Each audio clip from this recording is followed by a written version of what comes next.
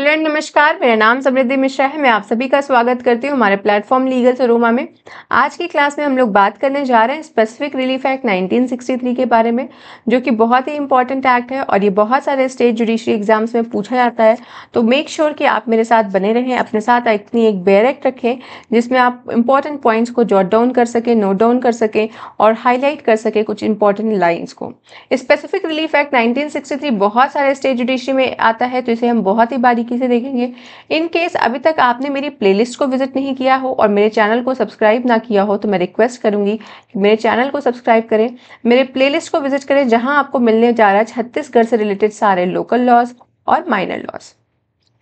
In case अभी तक आपने सब्सक्राइब ना किया हो, तो मेरा कंटेंट अगर आपको पसंद आता है तो सब्सक्राइब करके अपने दोस्तों के साथ भी शेयर करें। हम बात करने जा रहे हैं स्पेसिफिक रिलीफ एक्ट 1963, जो कि प्रोडक्ट है 9th report of the law commission of India. जो लॉ कमीशन ऑफ इंडिया है उसकी 9th रिपोर्ट आई थी। तो हमारे पास जो स्पेसिफिक रिलीफ एक्ट था पहले, वो था 1877 का। 1877 का जो स्पेसिफिक रिलीफ एक्ट था, उसके बाद 9th report I law commission of India की। उसके बाद हमें क्या मिलता है? हमें मिलता है स्पेसिफिक रिलीफ एक्ट 1963। अगर आप इसे पढ़ेंगे तो लास्ट लाइन में लिखा है, specific relief act is the product of the 9th report of the law commission of India on specific relief act 1877। तो इससे पता चलता है कि हमारे पास जो पहले वाला एक्ट था वो 1877 का था। फिर जब 9th रिपोर्ट आती है लॉ कमीशन ऑफ इंडिया की, तो हमें कौन सा एक्ट मिलता है? 1963 का स्पेसिफिक रिलीफ एक्ट मिलता है। ये एक्ट नंबर कौन सा है? तो ये एक्ट नंबर 4 है 1963 का। इसको प्रेसिडेंट की एसन कब मिलती है? तो 13 दिसंबर 1963 को इसको प्रेसिडेंट की एसन मिलती है और फिर 1 मार्च 1964 को ये इन्फोर्समेंट में आता है। बहुत सारे अमेंडमेंट हुए इस एक्ट में। 1964 में एक अमेंडमेंट हुआ, फिर 1974 में भी अमेंडमेंट हुआ। तो जब 1974 का अमेंडमेंट था, उससे 2 सेक्शंस को रिपील किया गया, सेक्शन नंबर 43 और सेक्शन नंबर 44। मेजर अमेंडमेंट फिर से इसमें हुआ 2018 में, जो कि रिसेंट अमेंडमेंट है और बहुत ही इंपॉर्टेंट अमेंडमेंट है। ये अमेंडमेंट इन्फोर्समेंट में आता है 1 अक्टूबर 2018 में। अब हम अपने स्ट्रक्चर की बात करते हैं एक्ट की। तो हमारे पास कुल 3 पार्ट हैं, 8 चैप्टर्स हैं, 44 सेक्शंस थे, जिसमें से 2 सेक्शंस को रिपील कर दिया गया। तो अभी हमारे पास 42 सेक्शन है। कौन कौन से सेक्शन रिपील हुए? तो सेक्शन नंबर 43 को रिपील किया गया और सेक्शन नंबर 44 को रिपील किया गया।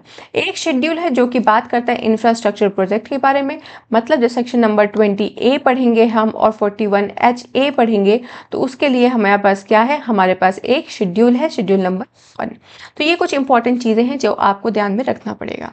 अब हम बात करते हैं कि स्पेसिफिक रिलीफ एक्ट को आप कब आप स्पेसिफिक रिलीफ एक्ट में जाएंगे? तो जब भी आपका कोई सिविल राइट इन्फ्रिंज होता है। अगर आपका कोई सिविल राइट इन्फ्रिंज हो रहा है, तो आप कहाँ पे जाएंगे रेमेडी लेने? आप जाएंगे स्पेसिफिक रिलीफ एक्ट में, जिसे हम शॉर्ट में SRA भी बोलते हैं। तो SRA में जाओगे आप। SRA में जाने के लिए ज़रूरी नहीं है कि आपका कोई कॉन्ट्रैक्ट हुआ हो। आप कॉन्ट्रैक्ट हुआ है तब आपका कोई रेमेडी चाहिए, मतलब कोई सिविल राइट इन्फ्रिंज हो रही है, तब तो आप जा सकते हैं। लेकिन अगर कोई भी कॉन्ट्रैक्ट नहीं हुआ है, मतलब you can seek the remedy in specific relief act without contract, बिना किसी कॉन्ट्रैक्ट में एंटर किए हुए भी अगर आपका कोई राइट इन्फ्रिंज हो रहा है, तो आप कहाँ जा सकते हैं रेमेडी लेने के लिए? तो आप जाएंगे अपने स्पेसिफिक रिलीफ एक्ट 1963 में, जिसे हम शॉर्ट फॉर्म में SRA भी बोलते हैं। अब चलते हैं, थोड़ा सा इसके स्ट्रक्चर को डिटेल में बात कर लेते हैं। तो जब हम पार्ट नंबर 1 पढ़ते हैं, तो हमारे पास आता है सेक्शन नंबर 1 से 4, जो कि प्रिलिमिनरी के बारे में बात करता है। पार्ट 2 का जो मार्जिनल नोट है, उसको हम बोलते हैं स्पेसिफिक रिलीफ। तो रिलीफ किस चीज़ के मिलेगी, किस चीज़ के लिए मिलेगी आपको? तो स्पेसिफिक रिलीफ मिलती है आपको अपने पोजीशन को, प्रॉपर्टी के पोजीशन को रिकवर कराने के लिए, जो कि हमारे चैप्टर नंबर 1 में दिया है, सेक्शन नंबर 5 to 8 में। फिर आपको स्पेसिफिक रिलीफ मिल सकती है किसी कॉन्ट्रैक्ट के स्पेसिफिक परफॉर्मेंस से। बार बार मैं स्पेसिफिक रिलीफ बात कर रही हूँ और यहाँ पे वर्ड आता है specific performance of the contract. तो स्पेसिफिक परफॉर्मेंस का क्या मतलब होता है? स्पेसिफिक परफॉर्मेंस का मतलब होता है exact fulfilment of the obligations contained in the contract. कोई भी ऑब्लिगेशन जो कि आपके कॉन्ट्रैक्ट में क्रिएट किया गया है उसका एग्जैक्ट फुलफिलमेंट होना चाहिए। तो एग्जैक्ट फुलफिलमेंट किसका? ऑब्लिगेशन का। ऑब्लिगेशन आपके एसआरए में कहीं डिफाइन है क्या? अभी हम इसको डील करेंगे। तो सेक्शन 2A में ऑब्लिगेशन को डिफाइन किया गया। तो स्पेसिफिक परफॉर्मेंस का मतलब होता है exact fulfilment of the obligations which are contained in the contract. जब इसके बारे में आप रेमेडी मांगने जाएंगे कि हमको स्पेसिफिक परफॉर्मेंस कराना है इस फला फला चीज़ की, तो अगर कोर्ट आपको स्पेसिफिक परफॉर्मेंस की रेमेडी ग्रांट कर देती है तब क्या होगा? Then that person is entitled to fulfil the contract according to its terms and conditions. तो जो भी कॉन्ट्रैक्ट में टर्म्स एंड कंडीशंस हैं उन सारे टर्म्स एंड कंडीशन को फुलफिल करने के लिए that person will be entitled. तो पार्ट 2 किसकी बात करता है? पार्ट 2 बात करता है स्पेसिफिक रिलीफ की। तो स्पेसिफिक रिलीफ किसके लिए चाहिए? आपकी कोई प्रॉपर्टी है, उसकी पोजीशन आपसे छीन ली गई है, तो उसकी रिकवरी आप कर सकते हैं पार्ट नंबर 2 के चैप्टर नंबर 1 में जाके, जहां पे आपके पास सेक्शन कौन कौन से हैं? सेक्शन 5 to 8 है। मेरे साथ याद करते जाइए इसको, ताकि बाद में आपको दिक्कत ना हो और जब ये एक्ट खत्म हो तो आप मेरे साथ सारे सेक्शंस को एक साथ लिख सकें। फिर चैप्टर नंबर 2 किसकी बात करता है? फिर वो बोलता है कि हमको स्पेसिफिक परफॉर्मेंस कराना है कॉन्ट्रैक्ट की।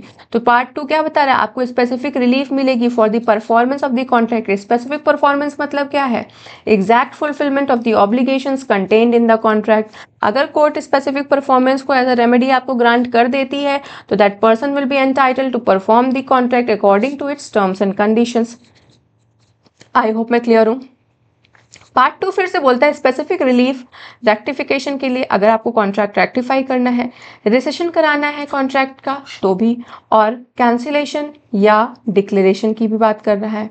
पार्ट 3 बात करता है प्रिवेंटिव रिलीफ के बारे में, जो सेक्शन 36 से 44 में है, जहां पे हमारे पास 2 चैप्टर्स आते हैं। एक बात करता है इंजंक्शन के बारे में और दूसरा बात करता है परपेचुअल इंजंक्शन के बारे में। आगे बढ़ते हैं, इस चीज़ को और आगे बढ़ाते हैं। तो specific relief amendment act 2018 discuss करने की बात कर रहे थे, क्योंकि ये बहुत ही इंपॉर्टेंट अमेंडमेंट है। तो स्पेसिफिक रिलीफ एक्ट 1963 की जब हम बात करते हैं तो हमें क्या देता था? वो हमें बताता था कि सारे लॉज जो कि स्पेसिफिक परफॉर्मेंस ऑफ कॉन्ट्रैक्ट से रिलेटेड हैं उन सबको हमारा स्पेसिफिक रिलीफ एक्ट 1963 डिफाइन करता है। तो आपको क्या पता चलता है कि 1963 का जो एक्ट था वो डिफाइन करता था उन सारे लॉज को which were related to specific performance of the contract. और स्पेसिफिक परफॉर्मेंस का मीनिंग अभी मैं बताया कि exact fulfilment of obligations contained in the contract. अब हुआ ये कि जो 1963 का एक्ट था उसका जो सेक्शन नंबर 10 था उसमें क्या हुआ कि कोर्ट को डिस्क्रिशनरी पावर दे दिया गया। अब कोर्ट चाहे तो कंपनसेशन अवार्ड कर सकती थी और चाहे तो स्पेसिफिक परफॉर्मेंस करा सकती थी किसी कॉन्ट्रैक्ट से।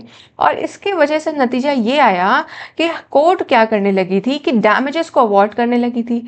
और इतना हर केस में डैमेजेस अवार्ड करने लगा कि डैमेज अवार्ड करना एक तरीके का रूल बन गया और स्पेसिफिक परफॉर्मेंस कराना एक तरीके का एक्सेप्शन बनना। मतलब एक्सेप्शनल केसेस में सिर्फ स्पेसिफिक परफॉर्मेंस वो देते थे और डैमेजेस हर केस में डैमेजेस अवार्ड करना शुरू कर देते थे।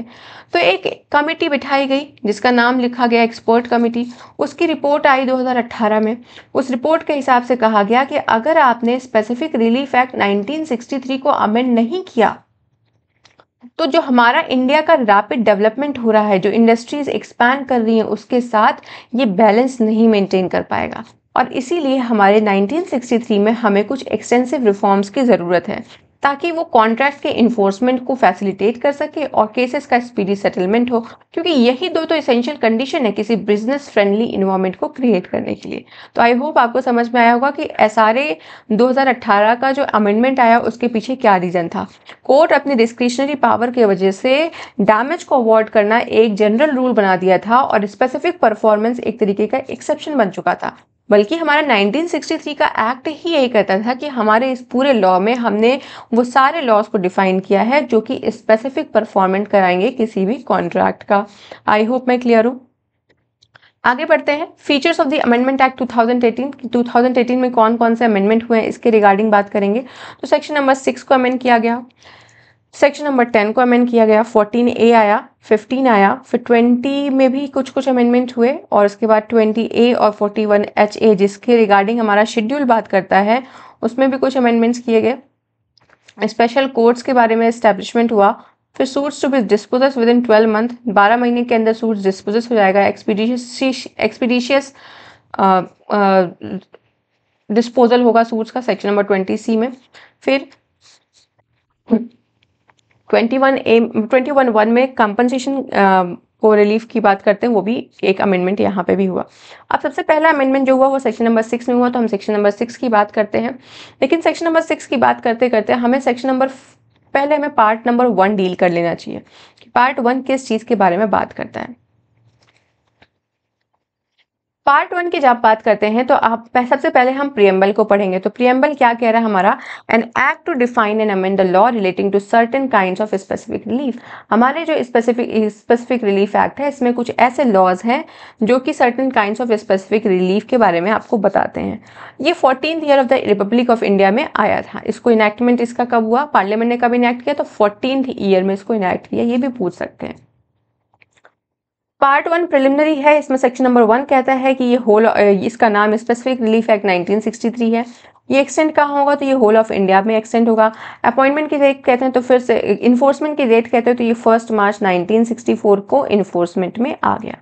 सेक्शन नंबर 2 बात करता है डेफिनेशन की। तो अभी मैंने बताया स्पेसिफिक परफॉर्मेंस का डेफिनेशन की exact obligation to fulfil the essentials contained in the contract. तो ऑब्लिगेशन कहाँ डिफाइंड है, सेक्शन नंबर 2A में डिफाइंड है। तो ऑब्लिगेशन का क्या मतलब है, बोलते हैं it includes every duty enforceable by law. जो भी ड्यूटीज इन्फोर्सेबल बाय लॉ हैं वो सब आते हैं हमारे सेक्शन 2A में।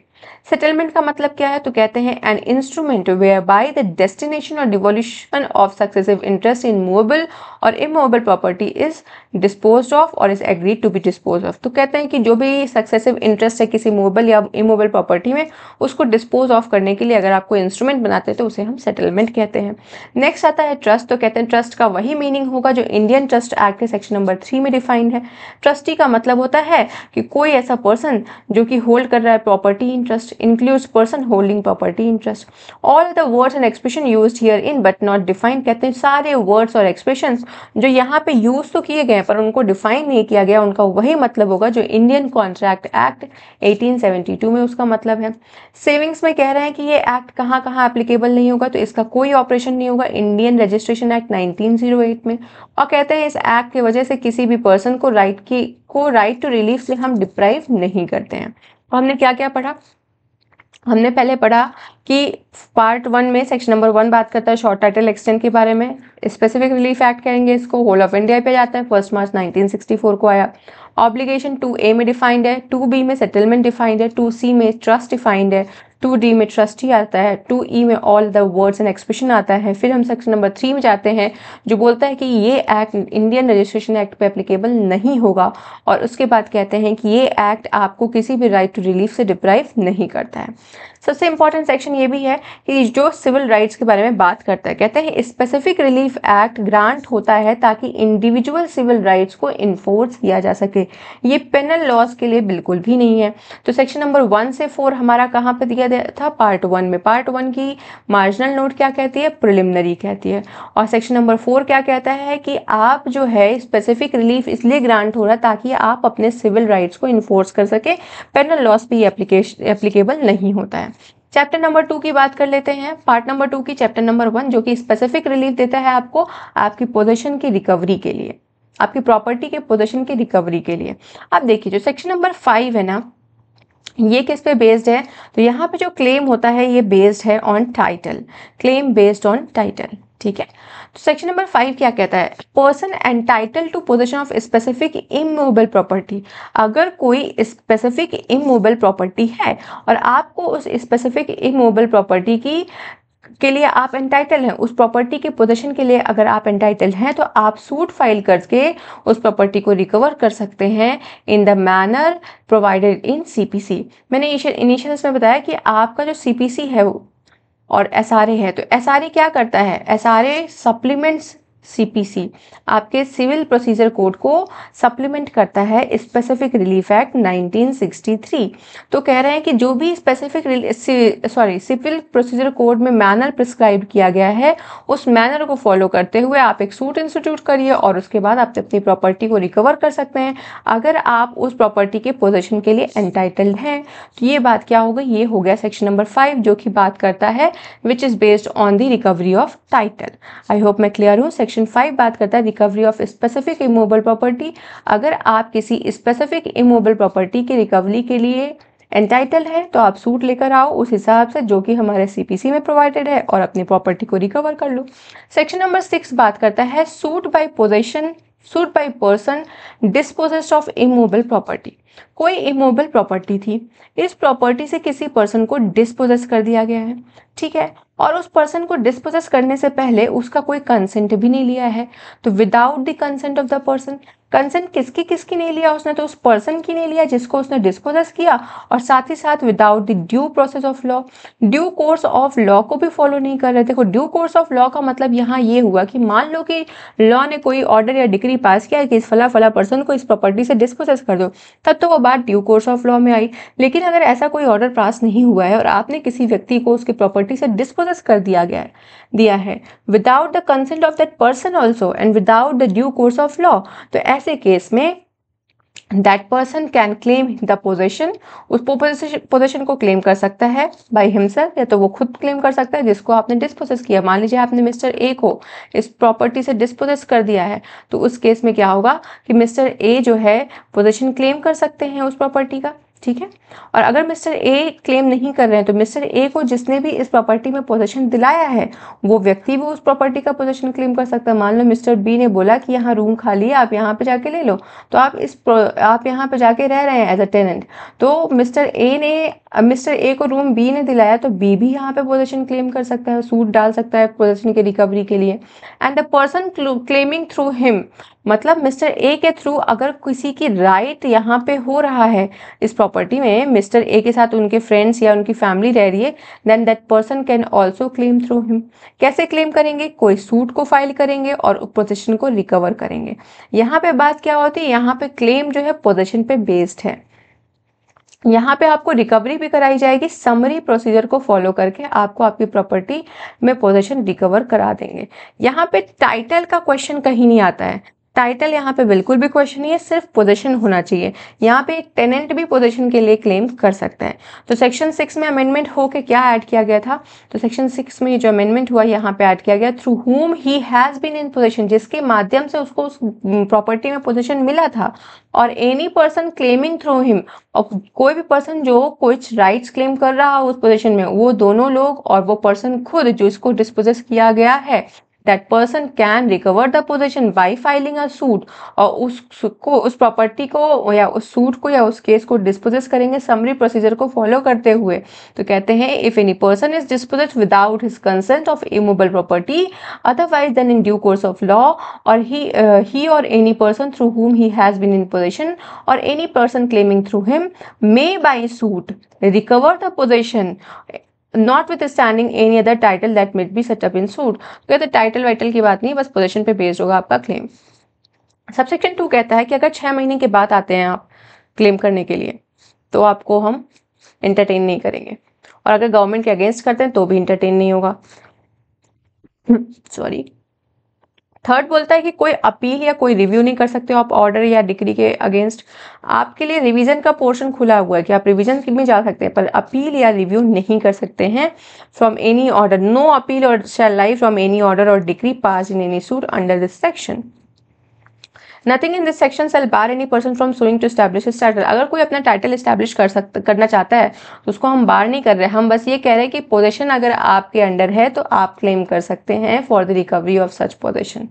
पार्ट 1 में सेक्शन नंबर 1 से 4 कर लिया हमने। पार्ट 2 में चैप्टर नंबर 1 हम कर रहे थे रिकवरिंग पोजीशन ऑफ प्रॉपर्टी, जिसमें सेक्शन नंबर 5 बात करता है स्पेसिफिक इमूवेबल प्रॉपर्टी के बारे में, जहां पे क्लेम टाइटल पे बेस्ड है, और सेक्शन 6 बात करता है suit by person dispossess of immovable property, जहां पे क्लेम किस पे बेस्ड है, पोजीशन पे बेस्ड है। आई होप मैं क्लियर हूँ। सेक्शन नंबर 7 बात करता है recovery of specific movable property. देखो चैप्टर नंबर 1 मूवेबल और इमूवेबल दोनों प्रॉपर्टीज के बारे में बात करता है। यहाँ पे हम बात कर रहे हैं मूवेबल प्रॉपर्टी के बारे में भी और इमूवेबल प्रॉपर्टी के बारे में भी। सेक्शन नंबर 7 क्या कहता है, recovery of specific movable property. Specific movable property की रिकवरी भी कर सकते हैं आप। In the manner provided in the CPC, जैसा सीपीसी में मैनर प्रोवाइडेड है उसी मैनर के हिसाब से आप अपनी स्पेसिफिक मूवेबल प्रॉपर्टी को रिकवर कर लीजिए। इसमें दो एक्सप्लेनेशन दिए हैं। एक्सप्लेनेशन 2 बात करता है अ स्पेशल और temporary right to the present position of movable property sufficient to support a suit under this section.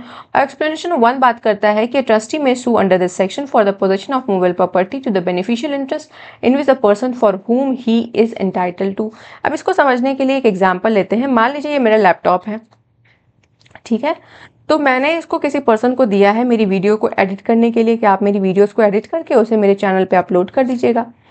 तो a trustee may sue under this section for the position. तो मान लीजिए मिस्टर ए को मैंने trustee बना रखा है, तो मिस्टर ए को मैंने दिया कि मेरी लैपी लेके इसमें वीडियोस को एडिट करके अपलोड करना है आपको। इनके पास पोजीशन था, लेकिन इनसे मेरी मूवेबल प्रॉपर्टी का पोजीशन किसी और ने ले लिया। मान लीजिए मिस्टर बी के पास ये चला गया, तो कहते हैं अ ट्रस्टी में सू, तो मिस्टर ए सू कर सकते हैं बी को under this section, under section number 7 for the position of movable property. Laptop के पोजीशन के लिए mister A can sue mister B to the beneficial interest. अब इसके वजह से, इस प्रॉपर्टी के वजह से, मेरा लैपटॉप एक मूवेबल प्रॉपर्टी है, तो इसके वजह से बेनिफिशियल इंटरेस्ट किसका आता है? तो यहाँ पे बेनिफिशियल इंटरेस्ट स्टूडेंट्स का आता है जो इसके थ्रू पढ़ रहे हैं, जो मेरे चैनल पे आके पढ़ रहे हैं। तो मेरा लैपटॉप एक मूवेबल प्रॉपर्टी था जो मैंने किसी पर्सन को दिया था जो कि ट्रस्टी था। मैंने उनको बोला कि वीडियो को एडिट करके अपलोड करना है। उनके पास जो मेरा पोजीशन था मेरी मूवेबल प्रॉपर्टी का, वो किसी और ने ले लिया।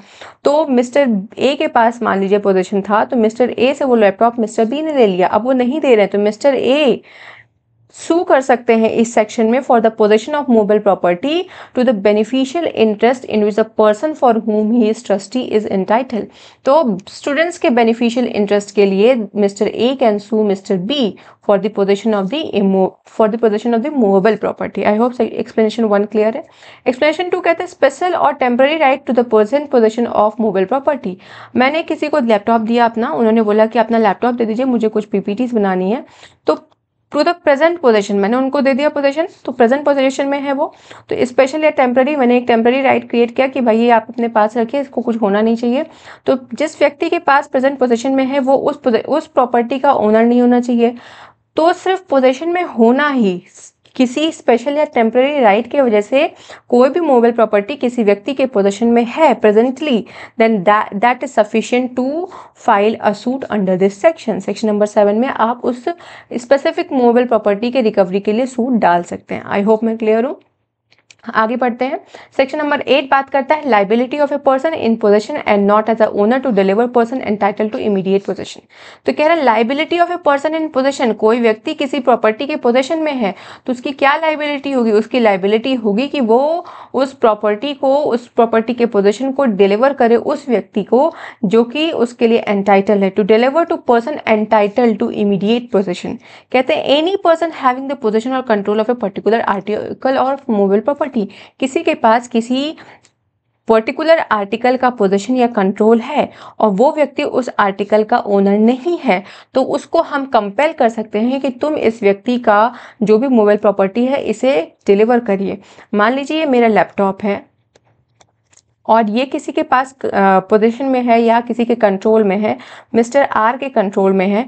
ये मेरा लैपटॉप था, ये मिस्टर आर के पोजीशन में है या उनके कंट्रोल में है, तो और ये मिस्टर आर ओनर नहीं है, तो हम लोग उनको क्या कर सकते हैं? हम उनको कंपेल कर सकते हैं कि इस प्रॉपर्टी की पोजीशन मुझे डिलीवर किया जाए। In the following cases when the thing claimed is held by the defendant. जिस चीज़ को आप क्लेम कर रहे हैं वो डिफेंडेंट के पास हो और डिफेंडेंट या तो एजेंट रहा हो या ट्रस्टी रहा हो। तो मैंने कहा कि मेरे लैपी में जो वीडियोस हैं उन्हें आपको एडिट करना है, मिस्टर आर को ये मैंने काम दे दिया, तो उनके वो क्या हो गए? वो कोई एजेंट या ट्रस्टी है मान लीजिए मेरे उस प्रॉपर्टी के। तो when the thing claimed is held by the defendant, मतलब जिस चीज़ को आप क्लेम कर रहे हो, जिस चीज़ की पोजीशन को आप क्लेम कर रहे हो वो किसके पास है? वो डिफेंडेंट के पास है। डिफेंडेंट या तो एजेंट है या तो ट्रस्टी है। तो ऐसे केस में हम उस डिफेंडेंट को कंपेल कर सकते हैं कि इस प्रॉपर्टी को डिलीवर करिए, इमीडिएट पोजीशन दीजिए उस व्यक्ति को जो कि उसका ओनर है। When compensation in money would not afford the plaintiff adequate relief for the loss। तो कहते हैं मान लो ये मेरा बेयर एक्ट है स्पेसिफिक रिलीफ एक्ट का, जो कि मान लीजिए 50 रुपए का आता होगा। तो इस स्पेसिफिक रिलीफ एक्ट के बेयर एक्ट में मैंने बहुत सारे पेजेस स्टिक करके बहुत इंपॉर्टेंट केसेस लिख रखे हैं। हर क्लॉज का, हर प्रोविजन का, हर सबसेक्शन का मैंने एक अच्छा एग्जाम्पल लिख रखा हो। मैंने बड़ी अच्छे से नोट्स बनाए हैं अपने ही बैरेक में। अब ये बैरेक क्या हो गई, ये बैरेक हो गई। मान लीजिए मिस्टर पी ने इस बैरेक को ले लिया, तो कहते हैं कि कोई बात नहीं, बैरेक ले लिया, तुम उसके पैसे ले लो, तुम मुझे पैसे में मान लो वो 550 की जगह 500 रुपए देते हैं, तो क्या that amount will be adequate? नहीं, मेरे इतने सालों का मेहनत होगा, मैंने उस पर बहुत सारी चीजें लिख रखी हैं, तो क्या दैट अमाउंट जो कि वो मनी दे रहे हैं, क्या वो अफोर्ड करेगा एज एन एडुकेट रिलीफ? तो कहते हैं जब कंपनसेशन इन मनी, जब मनी में आपको कंपनसेशन मिल रहा है and that compensation is not adequate relief to the plaintiff, वो एडिक्वेट रिलीफ नहीं है, तो ऐसे केसेस में मिस्टर पी को कंपेल किया जाएगा कि भाई जो तुमने बैरेक लिया था वो वापस करो मिस एस को। समझ में आ रही बात? कंपनसेशन जब एडिक्वेट नहीं है तब भी कंपेल किया जा सकता है to deliver the possession to the person entitled. समझ में आ रही बात? आगे बढ़ते हैं। When it would extremely difficult to ascertain the actual amount, जब हम पता ही ना लगा सके कि कितना नुकसान हुआ, कितना ही ज़्यादा नुकसान हो गया।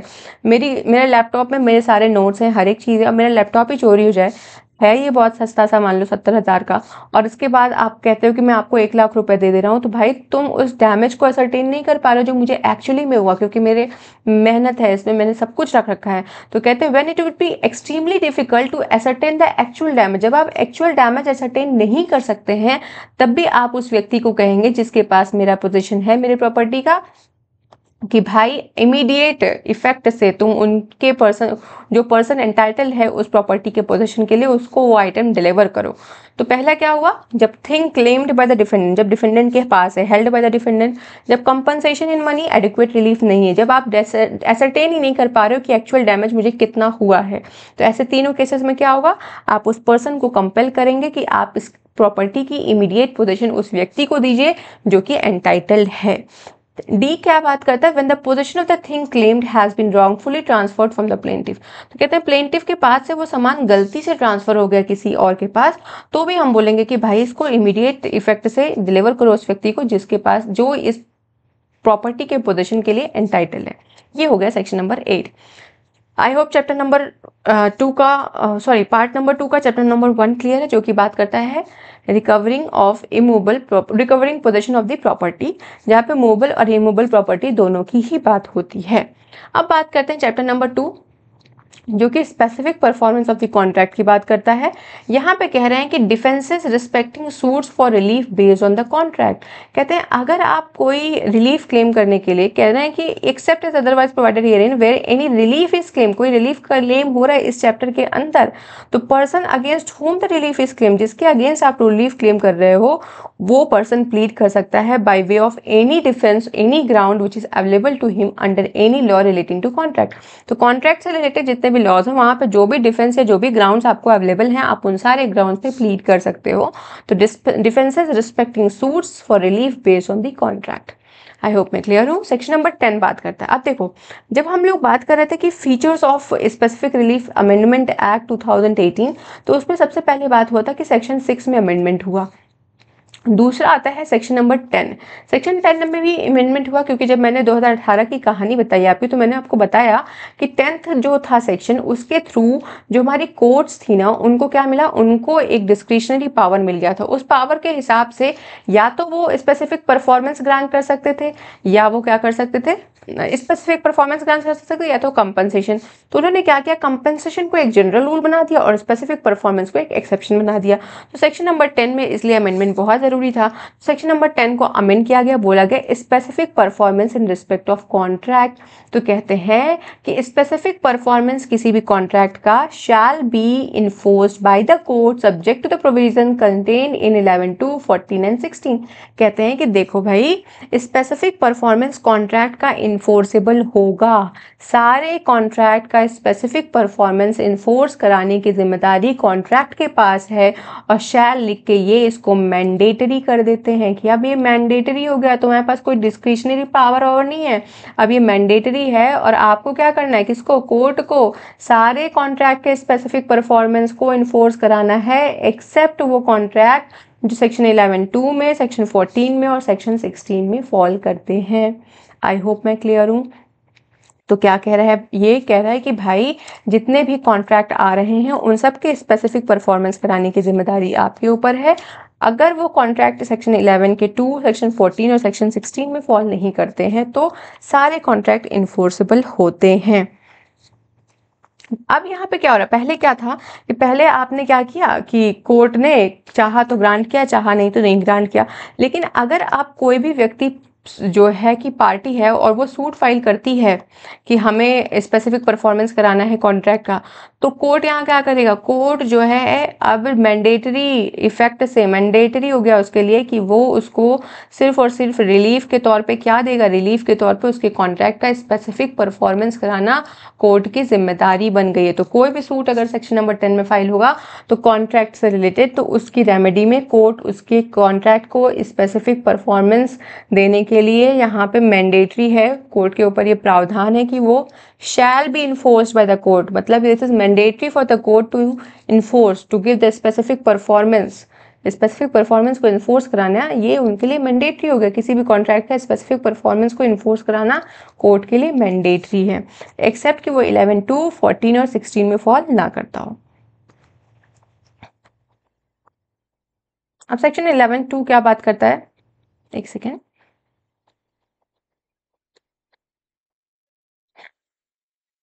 Section 10 contract which can be specifically enforced, तो यहाँ तक बात कर दी। अब यहाँ पे यही बात कर रहे हैं कि the party filing a suit for specific performance of the contract, अगर कोई पार्टी सूट फाइल कर रहा है specific performance of the contract के लिए, then that party will be entitled for the relief of the specific performance only. उसको सिर्फ आप सिर्फ स्पेसिफिक परफॉर्मेंस दो, उसे लॉलीपॉप की तरह आप कंपनसेशन अवार्ड नहीं कर सकते हैं, ठीक है।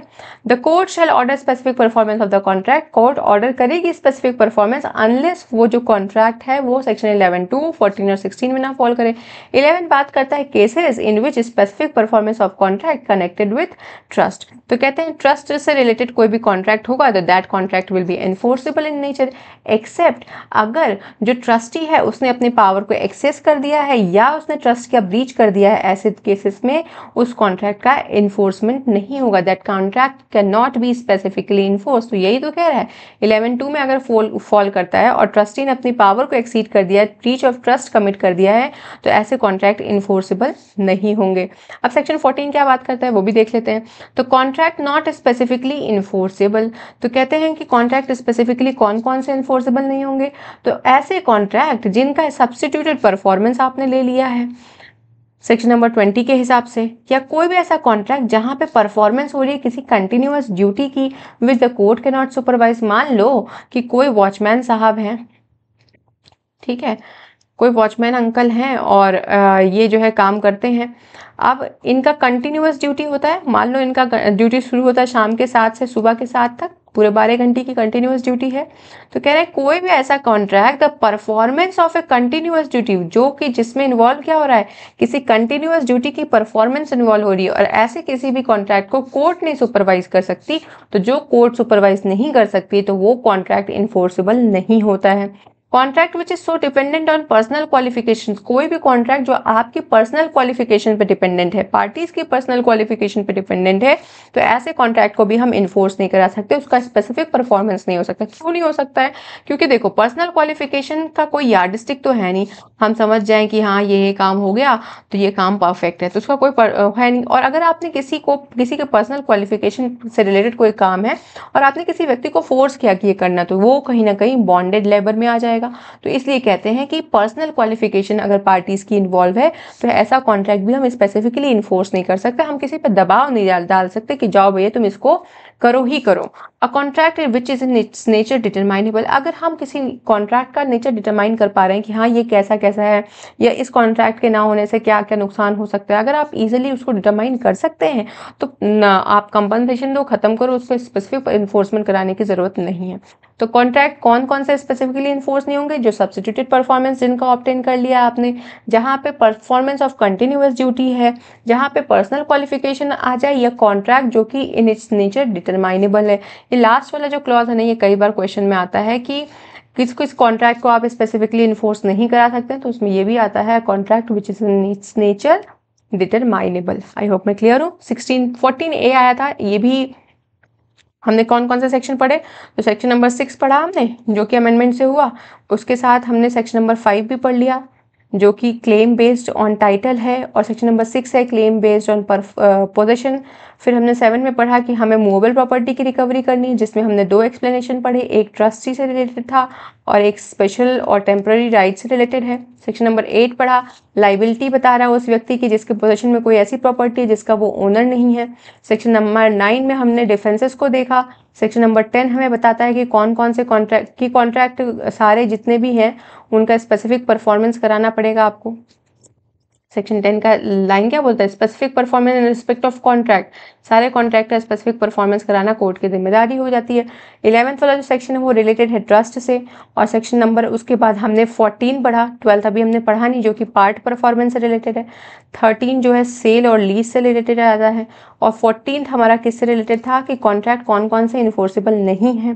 सेक्शन नंबर 14A को भी अमेंडमेंट से ऐड किया, और ये बात करता है एक्सपर्ट के इंगेजमेंट पे। कहते हैं कि अगर कोर्ट को लगता है कि to get an expert opinion, किसी केस में, किसी इशू में, किसी स्पेसिफिक इशू पे या किसी भी चीज़ पे कोर्ट को लगता है कि उन्हें किसी एक्सपर्ट ओपिनियन की ज़रूरत है किसी सूट में, तो वो एक या एक से ज़्यादा एक्सपर्ट्स को एंगेज कर सकते हैं और उनको बोल सकते हैं कि आप जो है एविडेंस को प्रोवाइड करिए, डॉक्यूमेंट्स को प्रोडक्शन के लिए, इन सब चीज़ों के लिए उनका एंगेजमेंट हो सकता है। कौन कर सकता है, कोर्ट करेगा, अगर उनको एक्सपर्ट की ओपिनियन चाहिए किसी स्पेसिफिक इशू से रिलेटेड।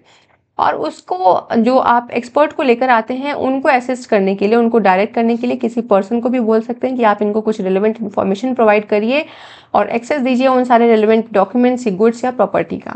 जो एक्सपर्ट ओपिनियन होगी उसको रिकॉर्ड बनाया जाएगा, सूट का रिकॉर्ड बनेगा, part of the record of the suit बनेगा, और जितना भी खर्चा आएगा एक्सपर्ट को अपॉइंट करने में वो सारे खर्चे कोर्ट डिसाइड करेगा कि कौन कौन उसका अमाउंट, मतलब कि कितना खर्चा आया, सब कुछ फिक्स कौन करेगा, कोर्ट देखेगा। और पेमेंट कौन करेगा, पार्टीज पे करेगी इन सच प्रोपोर्शन एंड सच टाइम, जैसा कोर्ट बताए कि मान लो अगर 20,000 खर्चा आता है तो दोनों पार्टी को डिवाइड कर देंगे कि इतना प्रोपोर्शन आप पे करिए, इतना प्रोपोर्शन आप पे करिए, इस टाइम में करिए, ये सब कोर्ट फिक्स करेगा। अपॉइंटमेंट से लेके खर्चा उठाने तक का हर एक काम 14A में कोर्ट के पास है। 16 पे बात करते हैं। सेक्शन 16 बात करता है specific performance of a contract can not be enforce in favour of person. कहते हैं कुछ ऐसे कॉन्ट्रैक्ट हैं जिनका स्पेसिफिक परफॉर्मेंस इन्फोर्स नहीं होगा, तो पहला वही आ जाता है जो 14 में हमने पढ़ा। 14 का ए भी सब्स्टिट्यूटेड परफॉर्मेंस से रिलेटेड था। 16 का ए भी कहते हैं कि अगर किसी ने सब्स्टिट्यूटेड परफॉर्मेंस करा लिया है किसी कॉन्ट्रैक्ट का अंडर सेक्शन 20, तो वो कॉन्ट्रैक्ट भी हम इन्फोर्स नहीं कराएंगे। Who has become incapable of performing, अगर कोई व्यक्ति परफॉर्म नहीं कर सकता है या इसेंशियल टर्म्स को वायलेट कर रहा है, या कोई भी कॉन्ट्रैक्ट है जिसका पार्ट परफॉर्म नहीं हो पाया है, या वो व्यक्ति कोई फ्रॉड कमिट कर रहा है, या विलफुली वो मतलब वेरिएंस में या सबवर्जन में एक्ट कर रहा है, तो ऐसे भी पर्सन का कॉन्ट्रैक्ट हम इन्फोर्स नहीं कराएंगे। फिर लास्ट आता है जो कि बहुत इंपॉर्टेंट है और इससे बहुत सारे क्वेश्चंस भी आते हैं। कहते हैं अगर कोई व्यक्ति ये प्रूफ नहीं कर पाया है दैट ही हैज़ परफॉर्म्ड और he has, who fails to prove, जो व्यक्ति फेल हो गया है वो प्रूव नहीं कर पा रहा है कि वो रेडी या विलिंग है, उसकी विलिंगनेस है या रेडीनेस है regarding the performance of the contract. अगर आप यही नहीं बता पा रहे हो कि आपको कॉन्ट्रैक्ट परफॉर्म करना है या आप रेडी हो या विलिंग हो, तो ऐसे केसेस में भी हम उस कॉन्ट्रैक्ट को इन्फोर्स नहीं कराते हैं। क्लॉज सी से रिलेटेड यहाँ पे और भी चीज़ें हैं कि जहाँ पे कॉन्ट्रैक्ट अगर पेमेंट से रिलेटेड है तो ऐसा नहीं कि आप जाके सारा पेमेंट करके आ जाओगे। फिर इसमें सब क्लॉज 2 कहता है कि the plaintiff must prove the performance of readiness and willingness to perform, उनको प्रूव करना पड़ेगा कि हाँ मैं तैयार हूँ परफॉर्म करने के लिए कॉन्ट्रैक्ट को अकॉर्डिंग टू इस ट्रू कंस्ट्रक्शन। अगर आप ये प्रूव नहीं कर पाते हैं तो ऐसे केसेस में भी हम आपके कॉन्ट्रैक्ट को इन्फोर्स नहीं कराएंगे। तो सेक्शन नंबर 16 का सबसेक्शन सी से बहुत क्वेश्चन आते हैं। कहते हैं कि अगर कोई व्यक्ति फेल हो गया है अपनी परफॉर्मेंस के बारे में, इसको प्रूव करने के बारे में कि वो रेडी है या विलिंग है परफॉर्म करने के लिए, तो ऐसे केसेस को भी हम इन्फोर्स नहीं कराते हैं। Section number 16। आगे बढ़ते हैं। सेक्शन नंबर 16 के बाद हम सेक्शन नंबर के पहले हम सेक्शन नंबर 15 भी देख लें।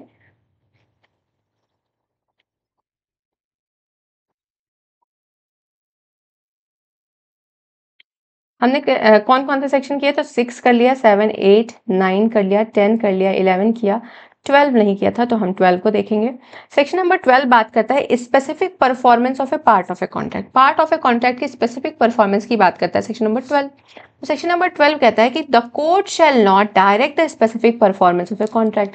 कोर्ट कभी भी डायरेक्ट नहीं करेगी पार्ट परफॉर्मेंस के लिए specific performance of A part, किसी भी पार्ट ऑफ ए कॉन्ट्रैक्ट के स्पेसिफिक परफॉर्मेंस को कोर्ट ग्रांट नहीं करेगी। It is a general rule. General rule क्या है कि the court shall not direct the specific performance of A part of a contract. कोई कॉन्ट्रैक्ट है, ये पूरा कॉन्ट्रैक्ट है, इसके पार्ट की परफॉर्मेंस के लिए कोर्ट कभी भी डायरेक्शन नहीं देती है, ये जनरल रूल है। उसके बाद क्या पढ़ोगे आप इस लाइन के बाद, except as hereinafter provided in this section. कहते हैं जनरल रूल तो ये है कि पार्ट परफॉर्मेंस के specific part of the contract के स्पेसिफिक परफॉर्मेंस के लिए कोर्ट कभी डायरेक्शन नहीं देती है। एक्सेप्शंस 12 के 2, 3, 4 में डील कर रहा है। Except as otherwise hereinafter provided, तो क्या कह रहा है, where a party to a contract is unable to perform the whole of इस पार्ट ऑफ इट। ये कोई कॉन्ट्रैक्ट है, ठीक है। अब जो पार्ट इधर देखते हैं, इधर शायद दिखेगा नहीं, ये कोई कॉन्ट्रैक्ट है, तो party to a contract is unable to perform the whole of इस पार्ट। इस पूरे कॉन्ट्रैक्ट का ये पार्ट जो है पार्टी परफॉर्म नहीं कर पा रही है, but the part which must be left unperformed only small portion. अब ये क्या है, ये स्मॉल पोर्शन है पूरे कॉन्ट्रैक्ट का, small proportion of the contract.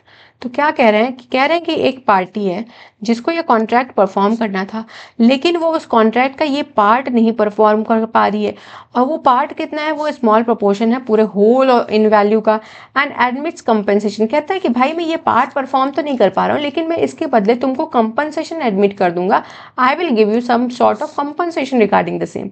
The court may at the suit of the other party, अगर कोई पार्टी यहाँ पे सूट फाइल कर रही है तो कह देगा कोर्ट कि भाई ऐसा करो, जितना तुम परफॉर्म कर सकते हो उतना परफॉर्म करो, और जो तुम परफॉर्म नहीं कर सकते हो for that deficiency award compensation, उसने पोर्शन के लिए आप कंपनसेशन दे दो।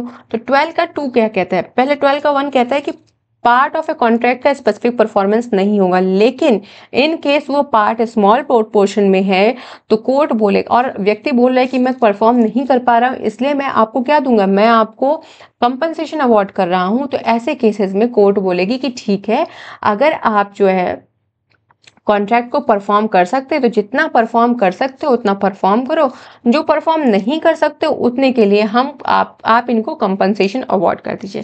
तो आई होप 12 का 2 क्लियर है। आगे बढ़ते हैं 12 के 3 पे, कहते हैं where a party to a contract is unable to perform the whole of इस पार्ट। कहते हैं कि एक कॉन्ट्रैक्ट है, उसका होल ऑफ इस पार्ट वो परफॉर्म नहीं कर पा रहे हैं, ठीक है, and the part which must left be unperformed, ये अनपरफॉर्म्ड पार्ट है, इसको यूपी से लिख देते हैं, unperformed forms a considerable part of the whole. तो ये इंपॉर्टेंट पार्ट है, मतलब 60% of the contract you are not able to perform, और जो ये लेफ्ट पोर्शन है इसको आप परफॉर्म कर रहे हो। तो कह रहे हैं कि where a party to a contract, एक कॉन्ट्रैक्ट हुआ जिसमें जो पार्टी है वो अनेबल है परफॉर्म करने के लिए कॉन्ट्रैक्ट के एक पार्ट को, और जो part must be left unperform, जो पार्ट आपने अनपरफॉर्म किया है, forms a considerable part of the whole, वो कंसिडरेबल पार्ट है, वो इंपॉर्टेंट पार्ट है, वो बिग पार्ट है। तो उस केस में आपने कहा कि हम इतना परफॉर्म तो नहीं कर पा रहे हैं, पर इसके लिए हम आपको एडमिट कर रहे हैं, क्या कंपनसेशन दे देंगे, हम जितना परफॉर्म नहीं किया उसके बदले में आपको मनी में कंपनसेशन दे दूंगा। दो चीज़ें हो सकती हैं, या तो वो कंपनसेशन दे दे या वो does not admit compensation. Does not admit compensation मतलब वो एसरटेन ही नहीं कर पा रहा है कि कितना लॉस हुआ है कितना नहीं हुआ है, वो compensation in money adequate relief नहीं होगा उनके हिसाब से।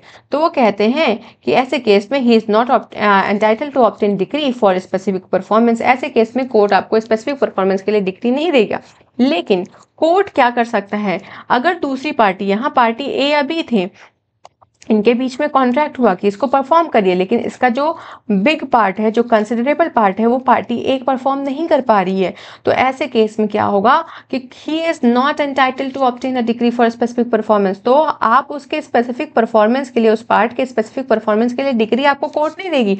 लेकिन अगर ए या बी में से कोई एक कोर्ट में जाता है सूट लेकर, तो कोर्ट कह सकती है, कोर्ट डायरेक्ट कर सकती है पार्टी को in default, party in default को कह सकती है कि भाई तुम क्या करोगे, स्पेसिफिकली परफॉर्म करो उतना पार्ट जितना तुम कर सकते हो, परफॉर्म करो वो पार्ट जितना तुम कर सकते हो। मान लीजिए आप ये 40% ऑफ द कॉन्ट्रैक्ट आप परफॉर्म कर पा रहे हैं, तो 40% परफॉर्म कर दो, and if the other party in case falling under the clause A, अगर ए की बात हो रही है कि आप कंसिडरेबल मतलब बिग पार्ट आप परफॉर्म नहीं कर पा रहे हैं और एडमिट कर रहे हैं कि मैं उस अनपरफॉर्म पार्ट के लिए कंपनसेशन देता हूं, तो अगर केस ए है, यहाँ क्लॉज पड़ी है, तो पेज और has paid the agreed consideration, उसने बोला कि हाँ मैं आपको इतना कंसिडरेशन अमाउंट दे दूंगा of the whole of the contract reduced by the consideration. मान लो कि ये पूरा का पूरा कॉन्ट्रैक्ट कितने का था, मान लो ये पूरा का पूरा कॉन्ट्रैक्ट 1 लाख रुपए का था, ठीक है। इन्होंने कहा कि मैं 60% परफॉर्म नहीं कर पा रहा हूँ लेकिन मैं 40% परफॉर्म करूंगा, तो ये आपको 60% का मतलब मान लीजिए 60,000 रुपए इन्होंने आपको देना है। तो कहते हैं कि paid the agreed consideration for the whole of the contract reduced by the consideration. Reduced by the consideration मतलब ये है कि पूरा 1 लाख रुपए वो नहीं देंगे, 40% परफॉर्म कर रहे हैं तो ये 1 लाख में से 40,000 माइनस करेंगे और आपको 60,000 रुपए एज ए कंपनसेशन पे करने वाले हैं। किसके लिए? जिस पार्ट को इन्होंने परफॉर्म नहीं किया है, for the part which must be left unperformed. And in case following B, अगर आप बी में कह रहे हो कि हम एडमिट ही नहीं कर पा रहे कंपनसेशन इन मनी, तो भी कोर्ट आपको बोलेगी कि ऐसा करो कि सारे के सारे पूरे के पूरे कॉन्ट्रैक्ट का जितना भी कंसिडरेशन अमाउंट होता है सबका सब पे कर दो। बिना बात के बकवास नहीं करनी, वहां पे सिर्फ और सिर्फ आपको क्या करना है, pay the consideration for the whole of the contract without any abatement. Pay करिए पूरा का पूरा कंपनसेशन। और बोलते हैं दोनों केसेस में अगर आपने कंपनसेशन पे किया है तो भी, और कॉन्ट्रैक्ट का जो छोटा वाला पोर्शन था वो आपने परफॉर्म कर दिया, बिग वाले के लिए आपने क्या कर दिया, कंपनसेशन पे कर दिया तब भी, और आपने जब पूरे के पूरे कॉन्ट्रैक्ट के लिए कंसिडरेशन पे कर दिया तब भी, इन दोनों केसेस में रेलिंक्विश करो सारे claims to the performance of the contract. बाद में आना मत कि हम रिमेनिंग पार्ट के लिए का परफॉर्मेंस कराइए, सारे क्लेम्स को रेलिंक्विश करो, खत्म करो, सारे राइट टू कंपनसेशन को भी खत्म करो, पैसा लो दो परफॉर्म करो खत्म करो, इसमें आगे बहस नहीं होनी चाहिए। आइदर फॉर द डेफिशिएंसी और for the loss of the damage sustain, चाहे कोई लॉस हुआ है चाहे डेफिशिएंसी हुआ, आपको ना तो कोई क्लेम लेकर आना है ना तो कोई राइट टू कंपनसेशन सीख करना है, एक बार अगर आपने पेमेंट कर दिया। आई होप मैं क्लियर हूँ, इसको फिर से पढ़िए, आपको पूरी चीजें इसमें समझ में आएंगी। तो हमने कौन सा सेक्शन कर दिया, 12 कर लिया। लास्ट सबसेक्शन बोलता है when a part of a contract to be specific stands on separate and independent footing from the another of the same. तो कहते हैं अगर ऐसा कॉन्ट्रैक्ट है जहां पे आप पार्ट को डिवाइड कर सकते हैं तो कोर्ट बोल सकता है कि भाई आप इसका स्पेसिफिक परफॉर्मेंस कर दो फॉर्मर वाले पार्ट का।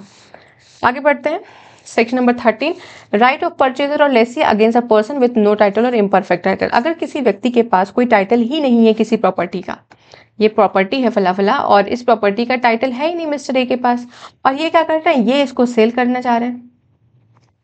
Right of purchaser or lessee against, तो मिस्टर ए कौन है, मिस्टर ए कौन हो गए, मिस्टर ए हो गए वेंडर, वेंडर किसको प्रॉपर्टी सेल कर रहा है, मिस्टर बी को, तो मिस्टर बी कौन हो गए, मिस्टर बी हो गए परचेजर।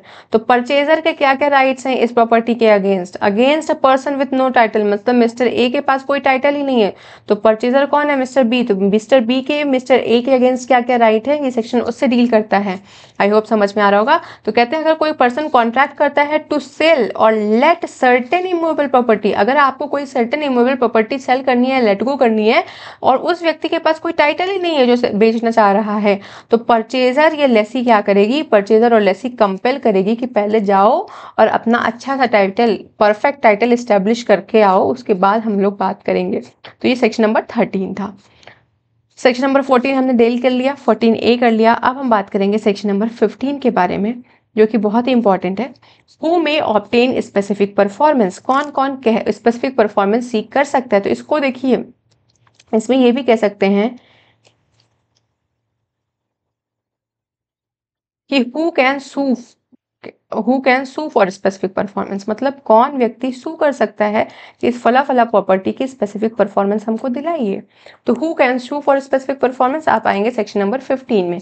तो सेक्शन नंबर 15 बोलता है except as otherwise provided by this chapter the specific performance of a contract may be obtained by any other party. तो क्या हम इस सेक्शन पे पहुंचते कैसे हैं, पहले ये देख लेते हैं। कोई कॉन्ट्रैक्ट हो गया मिस्टर ए और बी के बीच में, contract between mister A and B, इन दोनों के बीच में कोई कॉन्ट्रैक्ट हुआ, यहां पे देखते हैं, ठीक है। कॉन्ट्रैक्ट हो रहा है ए और बी के बीच में। अब क्या होता है कि इस कॉन्ट्रैक्ट में कोई ब्रीच ऑफ कॉन्ट्रैक्ट हो गया, इन्होंने कुछ प्रॉमिस या कुछ ऑब्लिगेशंस को फुलफिल नहीं करेंगे, ऐसी बात कर दे, non fulfilment of the obligations of the contract, तो ब्रीच ऑफ कॉन्ट्रैक्ट कमिट हुआ। अब जब ब्रीच ऑफ कॉन्ट्रैक्ट हुआ तो कोई भी पार्टी जो है वो कहाँ जाएगी, वो जाएगी कोर्ट में कि भैया हमको रेमेडी दो, हमको रिलीफ क्लेम करना है। तो जब कोर्ट में जाएगी तो कोर्ट में जाने का रूल क्या पढ़ा था हमने कॉन्ट्रैक्ट एक्ट में, प्रिविटी ऑफ कॉन्ट्रैक्ट पढ़ा था। प्रिविटी ऑफ कॉन्ट्रैक्ट क्या कहता है कि strangers are not allowed to sue, आप स्ट्रेंजर्स घुस नहीं सकते हैं इस कॉन्ट्रैक्ट में, हम दोनों के बीच की बात है, हम लोग अपना देखेंगे। लेकिन सेक्शन 15 कहता है कि नहीं, ऐसे बहुत से लोग हैं जो इसमें जो आपको सू कर सकते हैं for the performance of the contract को। वो लोग कौन कौन से हैं इसके बारे में हम सेक्शन नंबर 15 में बात करते हैं। आई होप मैं क्लियर चल रही हूँ यहाँ तक।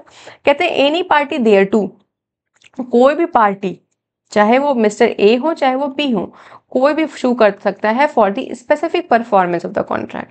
वो कॉन्ट्रैक्ट के स्पेसिफिक परफॉर्मेंस को ऑब्टेन करने के लिए आपको सू कर सकते हैं। Any party thereto, the representative in interest or the principal of any party thereto. तो कहते हैं इन दोनों पार्टी में से किसी एक का रिप्रेजेंटेटिव इन इंटरेस्ट भी सू कर सकता है, या इसका कोई एजेंट होगा तो वो भी सू कर सकता है। रिप्रेजेंटेटिव इन इंटरेस्ट में आ जाते हैं कि लीगल रिप्रेजेंटेटिव आपके आ गए या असाइनी आ गए, इन सबको बोलते हैं रिप्रेजेंटेटिव इन इंटरेस्ट।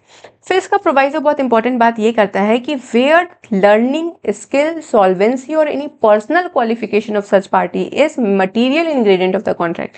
कह रहे हैं कि कोई कॉन्ट्रैक्ट हुआ है जहां पे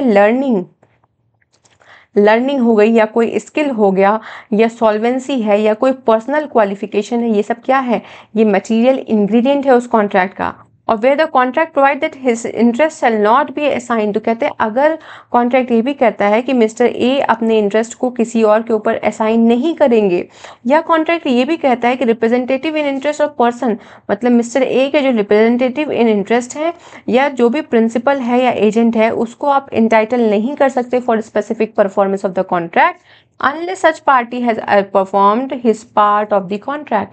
जब तक वो पार्टी कह रहे हैं कौन कौन नहीं कर सकता। पहली बात कि अगर learning, skill, solvency, personal quality आ गई, या जो कॉन्ट्रैक्ट है वहाँ पे कह रहे हैं कि इंटरेस्ट असाइन नहीं हो सकता, रिप्रेजेंटेटिव इन इंटरेस्ट या प्रिंसिपल को आप एंटाइटल नहीं कर सकते स्पेसिफिक परफॉर्मेंस के लिए, तो ये सारे कॉन्ट्रैक्ट आप इन्फोर्स नहीं करा सकते। फिर बोल रहे हैं कि unless such party has already perform the contract.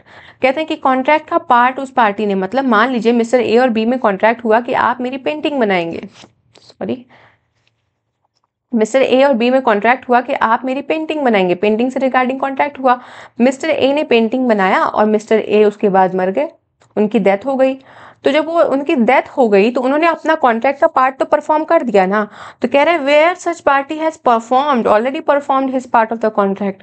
तो ए जो है बी के पास, ए के जो लीगल रिप्रेजेंटेटिव्स हैं या रिप्रेजेंटेटिव इन इंटरेस्ट हैं, वो बी के पास जाएंगे कि सर आपकी पेंटिंग बन गई थी, इसका पैसा दे दीजिए ताकि कॉन्ट्रैक्ट हम इसको कंप्लीट करते हैं। तो बी बोलता है नहीं भाई, हमारा कॉन्ट्रैक्ट तो आपके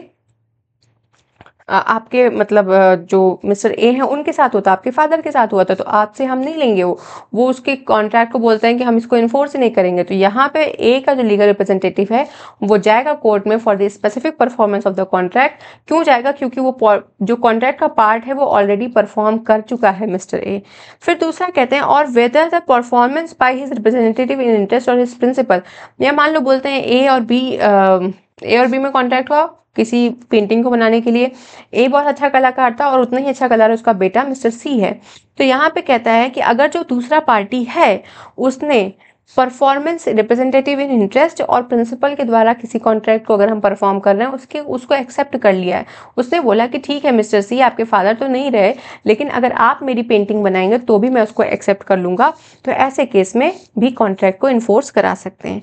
लेकिन अगर वो सिर्फ लर्निंग, स्किल, पर्सनल क्वालिटी पे है और ऐसा ऐसा कॉन्ट्रैक्ट में कुछ प्रोविजंस हैं, क्लॉजेस मेंशन है कि असाइन नहीं होगा इंटरेस्ट, रिप्रेजेंटेटिव इन इंटरेस्ट या प्रिंसिपल एंटाइटल नहीं होंगे, तो वहाँ पे तो आप परफॉर्मेंस नहीं करा सकते। लेकिन अगर पार्ट ऑलरेडी परफॉर्म्ड हो चुका है कॉन्ट्रैक्ट का, या जो पार्टी है वो रिप्रेजेंटेटिव इंटरेस्ट और प्रिंसिपल्स के द्वारा परफॉर्मेंस ऑफ द कॉन्ट्रैक्ट के लिए एग्री कर चुकी है, तब आप ऑब्टेन कर सकते हैं specific performance of the contract. Am I clear? यहाँ तक आगे बढ़ते हैं। Where the contract is a settlement on marriage or compromise of doubtful right between members of the same family or any beneficial entitled। इसके लिए मैं एक example आपको देती हूँ। ये एक घर था, 4 मंजिला मकान है, 1 2 3 4, यहाँ पे 4 भाई थे, ठीक है। इन लोगों ने एक फैमिली सेटलमेंट किया। कि चलो फर्स्ट फ्लोर मिस्टर ए ले लेंगे, सेकंड फ्लोर मिस्टर बी ले लेंगे और थर्ड फ्लोर मिस्टर सी ले लेंगे, फोर्थ फ्लोर मिस्टर डी ले लेंगे। इनकी मदर अभी भी जीवित थी, इनके फादर नहीं थे। तो इन्होंने कहा कि ये 4 फ्लोर है, हम चारों ले लेंगे और मम्मी को क्या ही चाहिए, उनको हम मेंटेनेंस दे दिया करेंगे, कुछ अमाउंट दे देंगे साल में एक बार।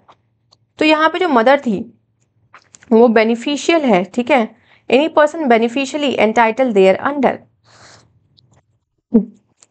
सॉरी, तो कहते हैं where the contract is a settlement on marriage. अगर कोई कॉन्ट्रैक्ट है जो कि सेटलमेंट है मैरिज पे, या कॉम्प्रोमाइज है डाउटफुल राइट्स का between the members of the same family, किसी डाउटफुल राइट के कॉम्प्रोमाइज की बात हो रही है ऑफ द सेम फैमिली, तो कहते हैं any person beneficially entitle thereunder, कहते हैं कोई भी पर्सन जो बेनिफिशियली एंटाइटल है उस राइट से, या उस फैमिली का कोई कॉम्प्रोमाइज हो रहा है उससे रिलेटेड उनका कुछ राइट है, तो वो भी सू कर सकती हैं, वो भी ऑब्टेन कर सकती हैं स्पेसिफिक परफॉर्मेंस, ठीक है। तो कहते हैं कि मदर को उन्होंने मेंटेनेंस दिया, तो मदर एज अ बेनिफिशियली जा सकती हैं कोर्ट में, बोल सकती हैं कि हमको स्पेसिफिक परफॉर्मेंस कराना है, हमको भी कुछ कुछ अधिकार चाहिए जो इन लोगों ने हमें नहीं दिया है। Where the contract has been entered into by a tenant for life in due exercise of the power the remainder men, तो कहते हैं मान लो ये घर था, मिस्टर ए ने ये घर मिस्टर बी को दिया कि पूरी लाइफ के लिए, फॉर होल लाइफ, मतलब जब तक तुम जीवित हो तब तक तुम यहाँ का एंजॉयमेंट, यहाँ के पोजीशन को एंजॉय करोगे और यहाँ का जितना भी राइट है आप एंजॉय करेंगे। स्पेसिफिकली उन्होंने कुछ राइट्स को रख लिया और उन्होंने कहा कि इसके मरने के बाद, ठीक है, मिस्टर बी के मरने के बाद ये प्रॉपर्टी ट्रांसफर हो जाएगी खुद ब खुद मिस्टर सी के पास। तो ये सी कौन है? सी यहाँ पे बन गया आपका रिमाइंडर मैन। तो यहाँ पे कहते हैं where the contract has been entered into by a tenant for life, contract entered हुआ है by the tenant for life, पूरे लाइफ के लिए हुआ है टेनेंट के द्वारा कि हमने तुमको पूरे लाइफ के लिए ये प्रॉपर्टी दे दिया है, इसका पोजीशन तुम एंजॉय करो, ठीक है। और बोलते हैं in due exercise of the power, power के जो भी मिस्टर ए के पास पावर है उस पावर के हिसाब से उन्होंने पूरी प्रॉपर्टी का एंजॉयमेंट मिस्टर बी के पास दे दिया, उनको टेनेंट फॉर लाइफ बना दिया। तो जब टेनेंट फॉर लाइफ बने तो जब तक बी जीवित रहेगा तब तक इस प्रॉपर्टी को एंजॉय करेगा, लेकिन बी के डेथ के बाद ये प्रॉपर्टी रिमाइंडर मैन के पास चली जाएगी। वो रिमाइंडर मैन कौन है? मिस्टर सी। उन्होंने बोला कि बी के मरने के बाद ये प्रॉपर्टी सी को ट्रांसफर हो जाएगी और सी कौन हो गया? Remainder man. तो रिमाइंडर मैन क्या कर सकता है? रिमाइंडर मैन भी स्पेसिफिक परफॉर्मेंस ऑब्टेन कर सकता है। कैसे करेगा? मान लो मिस्टर बी ने प्रॉपर्टी के अच्छे बेटरमेंट के लिए, अच्छे एंजॉयमेंट के लिए उन्होंने क्या किया, किसी मिस्टर सी के पास किसी मिस्टर डी के पास गए, उनको बोला कि इसका तुम थोड़ा सा रेनोवेशन कर दो, इसको कुछ अच्छा से कर दो। लेकिन इससे पहले कि वो कॉन्ट्रैक्ट इन्फोर्स होता या परफॉर्म होता, मिस्टर बी की डेथ हो गई। तो यहाँ पे सी जो है ऑब्टेन कर सकता है स्पेसिफिक परफॉर्मेंस किससे? डी से। फिर बोलते हैं a reversioner in possession where the agreement is a covenant entered into with predecessor in title and the reversioner is entitled to the benefit of such covenant। तो यहाँ रिवर्सनर की बात कर देते हैं। कहते हैं मान लो कि हमने जो पूरी प्रॉपर्टी है उसको ट्रांसफ़र तो कर दिया बी को, लेकिन कुछ ऐसे राइट्स हैं, कुछ फ्यूचर राइट्स उस प्रॉपर्टी में हैं जो कि मैंने छोड़ दिया कि जब बी की डेथ हो जाएगी तो वो पूरी की पूरी प्रॉपर्टी रिवर्ट बैक हो जाएगी मेरे पास। तो रिवर्सनर इन पोजीशन कहते हैं कि बी तो अभी पोजीशन एंजॉय कर रहा है, लेकिन मैंने सिर्फ उस प्रॉपर्टी का पोजीशन उनको दिया है, बाकी सारे राइट्स मेरे हैं, वो मेरे फ्यूचर राइट्स हैं जो इनको मैं एक्सेस करूँगा। कब? जब वो प्रॉपर्टी बी के पास से मेरे पास रिवर्ट बैक होके आ जाएगी। तो अ रिवर्सनर इन पोजीशन भी इंटाइटल्ड है। अ रिवर्सनर इज रिमाइंडर कहते हैं मान लो मिस्टर ए ने कहा कि इस प्रॉपर्टी को तुम बी को बोला कि एंजॉय करो, लेकिन बोला कि ठीक है, बी के मरने के बाद ये प्रॉपर्टी रिवर्ट बैक होके मिस्टर ए के पास नहीं आएगी, बल्कि ये रिवर्ट बैक होके मिस्टर सी के पास जाएगी। तो सी कौन बन गए? रिवर्सनर इन रिमाइंडर। तो कौन कौन कर सकता है? एनी पार्टी देयर टू, उसके legal representatives, representative in interest और आपके प्रिंसिपल। फिर कहते हैं अगर सेटलमेंट की बात है मैरिज के या कोई डाउटफुल राइट्स की बात है तो कोई भी व्यक्ति जो कि बेनिफिशियल है, उसके बेनिफिशियली एंटाइटल्ड है, वो व्यक्ति ऑब्टेन कर सकता है स्पेसिफिक परफॉर्मेंस।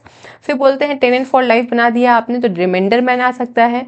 ई बोलता है कि रिवर्सनर इन पोजेशन, और फिर एफ बोलता है रिवर्सनर इन रिमाइंडर, और उसके बाद आता है आपका जो एफ ए, ये 2018 के अमेंडमेंट से ऐड किया गया था। बोलते हैं where limited liability partnership entered into contract. मान लो ये एलएलपी है, ठीक है, ये कॉन्ट्रैक्ट में एंटर होते हैं मिस्टर बी के साथ, और उसके बाद ये एलएलपी दूसरे एलएलपी के साथ एमलगेट हो जाती है, ठीक है, दूसरी लिमिटेड लायबिलिटी पार्टनरशिप के साथ ये एमलगेट होके ये बन जाती है नई एलएलपी। इसका नाम हो गया एएलएलपी। ठीक है, इसका नाम हुआ एएलएलपी। अब जो ये एलएलपी नंबर 1 थी जिसने कॉन्ट्रैक्ट किया था बी के साथ, अब ये जो है बी कह रहा है कि मैं उस कॉन्ट्रैक्ट को स्पेसिफिकली इन्फोर्स नहीं कराऊंगा, मतलब मैं इस कॉन्ट्रैक्ट को ब्रीच करता हूँ या मैं इसका परफॉर्मेंस ही नहीं करूंगा। तो वो दोनों एलएलपी कहते हैं the new limited liability partnership arises out of the amalgamation. Amalgamation के पास जो नई लिमिटेड लायबिलिटी पार्टनरशिप अराइज हो रही है वो स्पेसिफिक परफॉर्मेंस को ऑब्टेन कर सकती है। ए ने बी के साथ कॉन्ट्रैक्ट किया, ये मिस्टर ए एलएलपी थे, ये इस एलएलपी का नाम ए था और ये एलएलपी थी, तो इन दोनों का था। तो ए एलएलपी ने बी के साथ कॉन्ट्रैक्ट किया, फिर बाद में उसका स्पेसिफिक परफॉर्मेंस बी मना कर देता है, तो फिर ए एलएलपी एमलगेट होके एलएलपी के साथ ए एलएलपी बन गई, ए एलएलपी 2.0 बन गई मान लो। तो ऐसे केस में जो ये नई एमलगेटेड लिमिटेड लायबिलिटी पार्टनरशिप है ये क्या कर सकता है, ये स्पेसिफिक परफॉर्मेंस को ऑब्टेन कर सकता है। When a company has entered into contract, कोई कॉन्ट्रैक्ट में एंटर हुआ, वही सेम केस यहाँ पे भी है। कोई कंपनी है जो कि कॉन्ट्रैक्ट करती है, किसके साथ कॉन्ट्रैक्ट कर रही है, मान लो मिस्टर ए बी के साथ कॉन्ट्रैक्ट कर रही है, और फिर ये कंपनी एमलगेट हो गई, मिलकर नई कंपनी बनती है, दूसरी कंपनी के साथ एमलगेट हो गई, और बनती कौन सी कंपनी है, मिस्टर एबीसी का, एबीसी प्राइवेट लिमिटेड बन जाती है, तो एबीसी कंपनी बन गई है। तो कंपनी ने ए बी के साथ कोई कॉन्ट्रैक्ट किया था, अब ये ए बी बोलता है कि मैं उस कॉन्ट्रैक्ट को मतलब आगे नहीं बढ़ाऊंगा, मैं उसको खत्म कर रहा हूँ, ब्रीच करने लगता है। तो यहाँ पे जो नई एमलगेटेड कंपनी बनी है, एमलगेमेशन से जो कंपनी अराइज हुई है, वो सब्सिक्वेंटली परफॉर्मेंस के लिए ऑब्टेन कर सकती है, स्पेसिफिक परफॉर्मेंस वो ऑब्टेन कर सकती है। Promoters of the company have before it's enter it's incorporation, incorporation के पहले ये भी कॉन्ट्रैक्ट में एंटर हुए थे, और उसके बाद वो मान लो मना कर रहा है पार्टी, तो ये भी जो है सीख कर सकते हैं स्पेसिफिक परफॉर्मेंस। तो आई होप क्लियर है।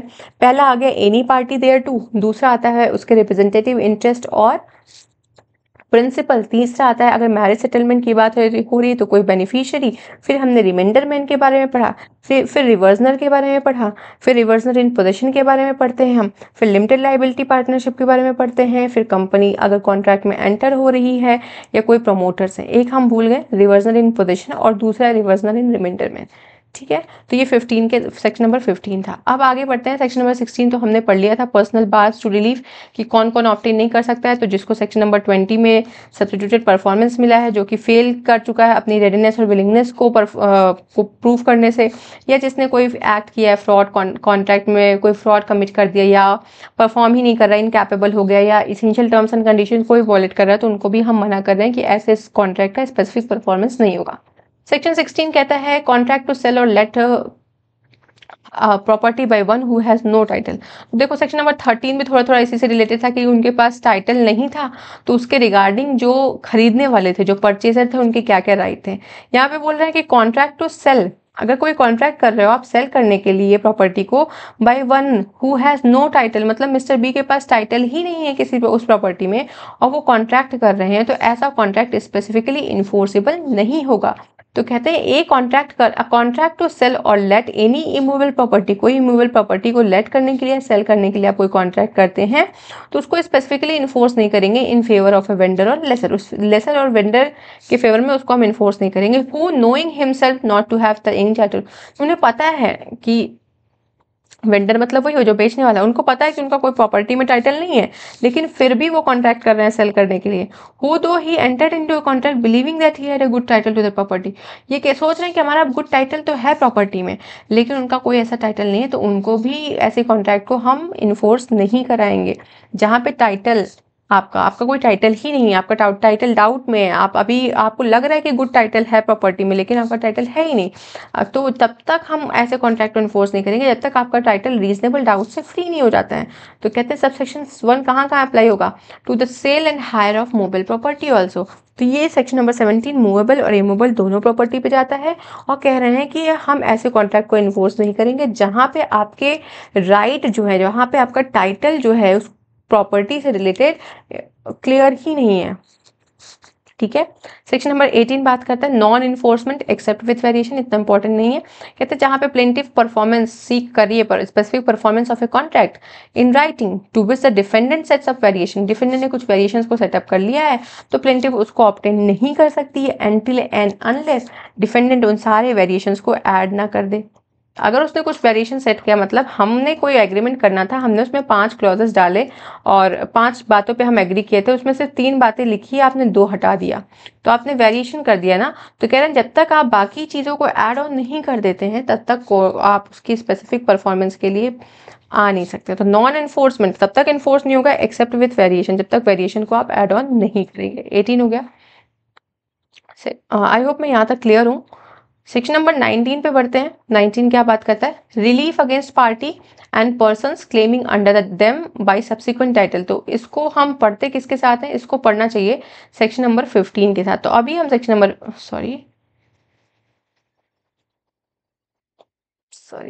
सेक्शन नंबर 15 अभी हमने पढ़ा, ठीक है। तो इसको सेक्शन नंबर 15 को हमेशा सेक्शन नंबर 19 के साथ पढ़ना चाहिए। लास्ट के 3 जो क्लॉजेस हैं वो बिल्कुल सेम है, इनिशियल के 2 भी बिल्कुल सेम है।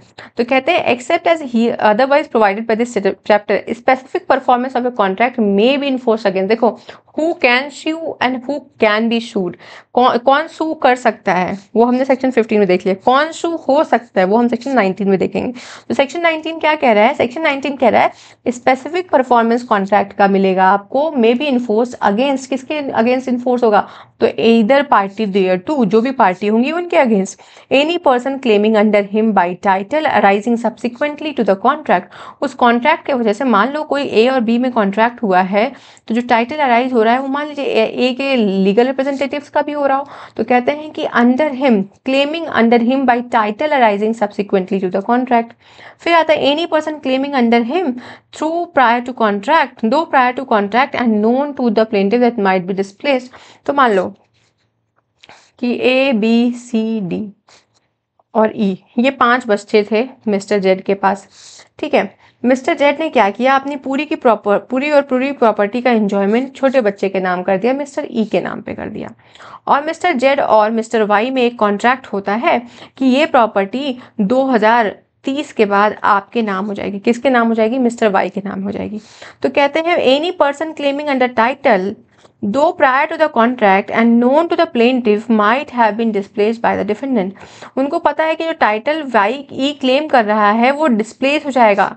और क्यों होगा? Prior to the contract, contract करने से पहले भी पता था कि देखो ये प्रॉपर्टी 2030 तक एंजॉय करेगा मिस्टर ई, लेकिन 2030 के बाद उसका जो टाइटल है वो डिस्प्लेस हो जाएगा।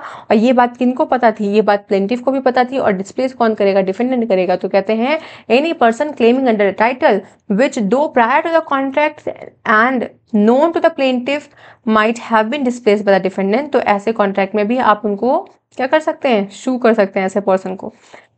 Where a limited liability partnership has entered into a contract, वही सेम बात जो अभी हमने वहाँ पे पढ़ा है। FA में कह रहे हैं कि अगर कोई लिमिटेड लाइबिलिटी पार्टनरशिप है, उन्होंने कॉन्ट्रैक्ट किया मिस्टर जेड के साथ, ठीक है। अब लिमिटेड लाइबिलिटी पार्टनरशिप जो है अमलगेट मेट हो गई दूसरे लिमिटेड लाइबिलिटी पार्टनरशिप की के साथ, और ये बन गया XYZ LLP। तो इन्होंने क्या किया कि कहा कि हमारा कॉन्ट्रैक्ट है जेड के साथ, और बाद में ये बोलते हैं कि हम इस कॉन्ट्रैक्ट का इसको मतलब आगे नहीं बढ़ाएंगे, हम इसको ब्रीच कर रहे हैं, हम इसको इन्फोर्स नहीं करेंगे, इसका परफॉर्मेंस ही नहीं करेंगे। तो कॉन्ट्रैक्ट जो जेड है जिसके साथ इसका कॉन्ट्रैक्ट हुआ था वो XYZ जो कि नई एमलगमेशन के बाद जो लिमिटेड लाइबिलिटी पार्टनरशिप बनी है उनके अगेंस्ट उनको जाके सू कर सकता है फॉर दिस स्पेसिफिक परफॉर्मेंस। और यही सेम केस आता था आपका कंपनी के साथ। मान लो ये कंपनी ए है, कंपनी बी है, इन दोनों कंपनी ए का जो है कॉन्ट्रैक्ट किसके साथ था? कंपनी मिस्टर जेड के साथ था। और बाद में वो बोलते हैं कि हम परफॉर्मेंस करेंगे नहीं, और ये लोग नई कंपनी फॉर्म कर देते हैं ए बी कंपनी। तो ए बी कंपनी के अगेंस्ट सूट कौन फाइल करेगा? मिस्टर जेड फाइल करेगा फॉर द स्पेसिफिक परफॉर्मेंस। और इसके बाद प्रमोटर्स के साथ भी वही सेम चीज़ है। तो ये लास्ट के जो 3 हैं वो आपके सेक्शन नंबर 15 के लास्ट के क्लॉजेस के साथ रिलेटेड है। अदर पार्टी डेयर टू और person claiming title against him arising subsequently to the contract, और उसके बाद known to the plaintiff and might have been displaced by the defendant। तो हमने सेक्शन 19 तक पढ़ लिया। अब पढ़ने जा रहे हैं हम लोग सेक्शन नंबर 20 जो कि बहुत ही इंपॉर्टेंट है और मेजर अमेंडमेंट इसमें भी हुआ था। आई होप यहाँ तक की क्लासेस आपको बोरिंग नहीं लगी होंगी, चीज़ें समझ में आ रही होंगी, एग्जाम्पल्स को नोट डाउन कर रहे होंगे आप। मेक श्योर कि आपके पास डायरेक्ट आपकी पेन और हाईलाइटर और साथ ही साथ एक छोटी सी नोटबुक हो जहाँ पे आप एग्जाम्पल्स को जॉट डाउन करते जाएँ। Substituted performance of a contract, ये भी बहुत इंपॉर्टेंट सेक्शन है, इससे भी बहुत सारे क्वेश्चंस आते हैं। तो substituted performance of the contract में क्या कह रहे हैं कि मान लीजिए कोई कॉन्ट्रैक्ट है, वो कॉन्ट्रैक्ट ब्रोक हो गया है due to the non performance of the promise by any party, किसी पार्टी ने प्रॉमिस को परफॉर्म नहीं किया है, उसकी वजह से वो कॉन्ट्रैक्ट ब्रोक हो गया है। तो क्या कह रहे हैं कि देखिए एक कॉन्ट्रैक्ट है, ठीक है, that contract is broken, okay, broke क्यों हुआ है? Due to non performance of the contract, due to non performance of the promise, promise को नॉन परफॉर्म करने की वजह से कॉन्ट्रैक्ट ब्रोक हो गया है। तो कहते हैं कौन नहीं कर रहा है? तो कहते हैं कि बाई एनी पार्टी, कोई भी पार्टी हो सकती है, तो ए भी हो सकती है तो बी भी हो सकती है, उन्होंने कोई प्रॉमिस किया उसका परफॉर्मेंस नहीं करा, तो by any party the party who suffers such breach, मान लो ए ब्रीच को सफर कर रहा है, ए पार्टी ऐसा है जो कि ब्रीच को सफर करता है, और बी पार्टी वो है जो कि कमिट करता है ब्रीच को, ठीक है, कमिटिंग सच ब्रीच। तो कहते हैं कि where a contract is broken due to non performance of a promise by any party, the party who suffers the breach, जो पार्टी ब्रीच सफर कर रहा है, इनके पास क्या ऑप्शन है? इनके पास ऑप्शन है कि ये सब्स्टिट्यूटेड परफॉर्मेंस करवा सकते हैं, किससे? किसी थर्ड पार्टी से या खुद की ओन एजेंसी से। तो क्या बोल रहे हैं?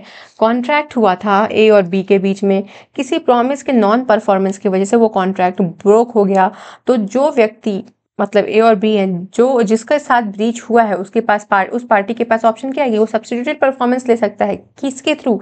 थ्रू अ थर्ड पार्टी, इसको अंडरलाइन कर लीजिएगा, थ्रू अ थर्ड पार्टी और by his own agency, and recover the expenses other cost actually incurred spends suffered by him from the party committing such breach. तो B party जो था, इसने breach commit किया, तो ये क्या क्या भरेगा? ये भरपाई करेगा सारे खर्चों का, सारे एक्सपेंसेस जो हुए हैं, सारे जो भी कॉस्ट आपने इनकर किया है, जो भी सफ़र किया है, वो सब का भरपाई कौन करेगा? बी करेगा। और बी भरपाई कब करेगा? जब आपने सब्स्टिट्यूटेड परफॉर्मेंस किसी थर्ड पार्टी या अपनी खुद की एजेंसी से करवाया हो। तो यहाँ सबसेक्शन 1 क्लियर हो गया होगा। सबसेक्शन 2 पे पढ़ चलते हैं। No substituted performance of a contract under section 1 subsection 1 shall be undertaken unless the party who suffer such breach. ये जो ए पार्टी थी, इसको क्या करना था? इसको 30 दिन पहले नोटिस देना पड़ेगा मिस्टर बी को कि भाई इस फला फला समय में आपको इस कॉन्ट्रैक्ट को परफॉर्म करना पड़ेगा। और उसके बाद भी अगर वो रिफ्यूज़ करता है, कौन कर रहा है? बी रिफ्यूजल और फेलियर टू डू सो, तो ये क्या करेगा? मिस्टर ए उसको किसी थर्ड पार्टी से परफॉर्म करवा लेंगे। प्रोवाइडेड कहते हैं अनलेस, कहते हैं कि party who suffer such breach, जिसको ब्रीच हुआ है, shall not be entitle to recover. अभी मैंने बताया ना कि वो सारे खर्चे रिकवर तब तक नहीं कर पाएगा जब तक उस कॉन्ट्रैक्ट को परफॉर्म ना करवा लिया हो किसी थर्ड पार्टी से या खुद की ओन एजेंसी से। Where the party suffering breach of contract has got the contract perform through third party, किसी थर्ड पार्टी से आपने कॉन्ट्रैक्ट को परफॉर्म करवा लिया है, ठीक है। तो अब आप यहाँ पे स्पेसिफिक परफॉर्मेंस उसी सेम कॉन्ट्रैक्ट का नहीं करवा सकते। आपको कहीं स्टॉल लगाना था और उस स्टॉल को लगाने के लिए बी ने मना कर दिया, आपने उसको 30 दिन का नोटिस दिया कि इस तारीख तक लगाना है, और फिर भी वो नहीं करता है, तो आपने क्या किया? मिस्टर सी के पास गया और बोले कि ये स्टॉल लगा दीजिए। मिस्टर सी ने स्टॉल लगा दिया। आप जितना भी आपका खर्चा हुआ, जो भी एक्सपेंसेस आपको इनकर्ड हुए, जो भी कॉस्ट आपको लगे, उन सबको आप रिकवर करा सकते हैं। किससे? मिस्टर बी से करा सकते हैं। लेकिन एक बार आपने मिस्टर सी के द्वारा उस कॉन्ट्रैक्ट को करवा लिया, उस स्टॉल को लगवा लिया, तो क्या फिर से आप बी के पास जाएंगे कि आके फिर से स्टॉल लगाओ? नहीं, ऐसा नहीं कर सकते, क्योंकि वो स्टॉल लगाने का तो कोई पर्टिकुलर डेट रहा होगा ना। तो वही यहाँ पे कह रहे हैं सबसेक्शन 3 में कि he shall not be entitled to claim relief for specific performance against the party in breach। जिसने ब्रीच किया है उससे आप ये नहीं बोल सकते कि फिर से स्पेसिफिक परफॉर्मेंस करो। Nothing in this section shall prevent party who has suffered the breach of contract from claiming compensation। कहते हैं आपको हम कंपनसेशन करने से आपको ये सेक्शन रोक नहीं रहा, आप कंपनसेशन क्लेम कर सकते हो, जितना नुकसान हुआ है उन सब का कंपनसेशन आप मांग सकते हैं। सबसेक्शन 4 ये बोलता है। सब्स्टिट्यूटेड परफॉर्मेंस, इसमें भी अमेंडमेंट हुआ था और ये 2018 के अमेंडमेंट से आता है 20A। तो 20A क्या कहता है? Special provisions for contract relating to infrastructure project. कहते हैं कि कोई भी कोर्ट इंजंक्शन ग्रांट नहीं करेगा against the suit in relating to infrastructure project specified in the schedule. जब मैं क्लास का इंट्रोडक्शन करा रही थी तो मैंने बोला शेड्यूल 1 क्या किस चीज़ से डील करता है, इंफ्रास्ट्रक्चर प्रोजेक्ट से। उससे रिलेटेड हमारे पास सेक्शन कौन कौन से हैं, सेक्शन नंबर 20A एंड 41 का HA है, ये 2 सेक्शन हैं हमारे पास। तो कह रहे हैं कि कोई भी कॉन्ट्रैक्ट जो इंफ्रास्ट्रक्चर प्रोजेक्ट से रिलेटेड है उसके रिगार्डिंग आप कोई भी सूट नहीं लेके जा सकते हैं कोर्ट में, और अगर लेकर गए भी तो कोर्ट इंजंक्शन नहीं ग्रांट करेगी उन सूट्स पे। ठीक है, 41 HAB से हमें देख लेते हैं, क्योंकि इंजंक्शन क्यों नहीं ग्रांट होगा। Injunction can not be granted if it would delay the progress of the completion of the infrastructure project. कोई इंफ्रास्ट्रक्चर प्रोजेक्ट है जिसका कंप्लीशन होना जरूरी है और आप उसमें ले जाके क्या कर सकते हैं, आप उसमें इंजंक्शन ग्रांट कर लेंगे तो उससे तो डिले हो जाएगा ना, तो हमारे देश का प्रोग्रेस रुक रहेगा या उस प्रोजेक्ट का प्रोग्रेस रुकेगा। इसलिए आप 41 HA और 20A आपको मना करता है कि कोर्ट इंजंक्शन ग्रांट नहीं करेगा इन 2 केसेस में, इस एक केसेस में जो 2 जगह दिया हुआ है।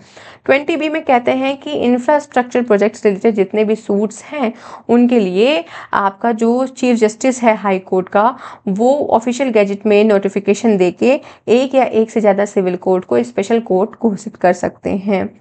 फिर 20C बोलता है एक्सपीडिशियस डिस्पोजल ऑफ सूट्स के बारे में, ये भी 2018 के अमेंडमेंट से ऐड हुआ। क्या है कि 12 महीने के अंदर अंदर, जब डिफेंडेंट को आपने समन किया उसके 12 महीने के अंदर अंदर केस को डिस्पोज ऑफ करो, और अगर आपको ये पीरियड एक्सटेंड करना है तो 6 महीने से ज़्यादा ये एक्सटेंड नहीं होगा। 20C आई होप क्लियर है। 21 बोलता है, हमने 20 सेक्शन कर लिया, अभी हमारे पास करीब करीब 22 सेक्शंस बचे हुए हैं। 21 कहता है कि power to award compensation in certain cases में पावर अवॉर्ड करने की कंपनसेशन अवॉर्ड करने की पावर के बारे में बात करें तो कहते हैं in suit for specific performance of a contract, specific performance of a contract से रिलेटेड जो भी सूट होगा तो प्लेंटिफ क्या कर सकता है, प्लेंटिफ कंपनसेशन भी क्लेम कर सकता है in addition to such performance, उसकी परफॉर्मेंस से रिलेटेड। तो कहना देखो स्पेसिफिक परफॉर्मेंस के साथ साथ आप क्या क्लेम कर सकते हो, आप कंपनसेशन भी क्लेम कर सकते हो। 21 कहता है, इसमें भी अमेंडमेंट हुआ था और 2018 के अमेंडमेंट से in addition to word add हुआ था। If any such suit the court decide that specific performance need not to be granted, तो कहते हैं अगर कोई ऐसा केस है जहां पे कोर्ट को लगता है कि स्पेसिफिक परफॉर्मेंस नहीं ग्रांट करना चाहिए, but there is a contract between the party which has been broken, लेकिन कोई ऐसा कॉन्ट्रैक्ट है पार्टीज के बीच में जो कि ब्रोकन हो गया डिफेंडेंट के द्वारा, डिफेंडेंट ने ब्रोक किया है, तो plaintiff is entitle to compensation for that breach, तो उस ब्रीच के लिए प्लेंटिफ को हम कंपनसेशन दे देंगे। मतलब कह रहे हैं कि अगर कोई ऐसा केस है जहां कोर्ट को लगता है कि स्पेसिफिक परफॉर्मेंस ग्रांट करने की जरूरत नहीं है लेकिन डिफेंडेंट ने ब्रीच कॉज किया है, तो कोर्ट क्या करेगा, कोर्ट जो है प्लेंटिफ को कंपनसेशन अवॉर्ड कर सकता है। फिर कहते हैं कोई ऐसा सूट है जहां पे कोर्ट डिसाइड करता है कि स्पेसिफिक परफॉर्मेंस करवा देते हैं लेकिन स्पेसिफिक परफॉर्मेंस सफिशिएंट नहीं होगा to satisfy the justice of the case, तो ऐसे केस में भी कंपनसेशन ग्रांट हो जाएगा। कहते हैं कंपनसेशन का अमाउंट जो है डिटरमाइन करने के लिए आपको section number 73 Indian contract act की हेल्प ले लेनी होगी। कहते हैं कोई भी कंपनसेशन अवार्ड नहीं होगा इस सेक्शन में अनलेस प्लेंटिफ क्लेम, मतलब मांगोगे नहीं तो मिलेगा नहीं, बात सिंपल है। अगर आप मांगते हो कंपनसेशन तब तो मिल जाएगा, अगर आपने नहीं मांगा तो नहीं मिलने वाला है। आगे बढ़ते हैं, सेक्शन नंबर 21 हो गया। अब हम लोग, आई होप मैं यहाँ तक आप लोगों को क्लियर हूँ, सारी चीज़ें क्लियर होंगी। I am making my best effort to make it clear.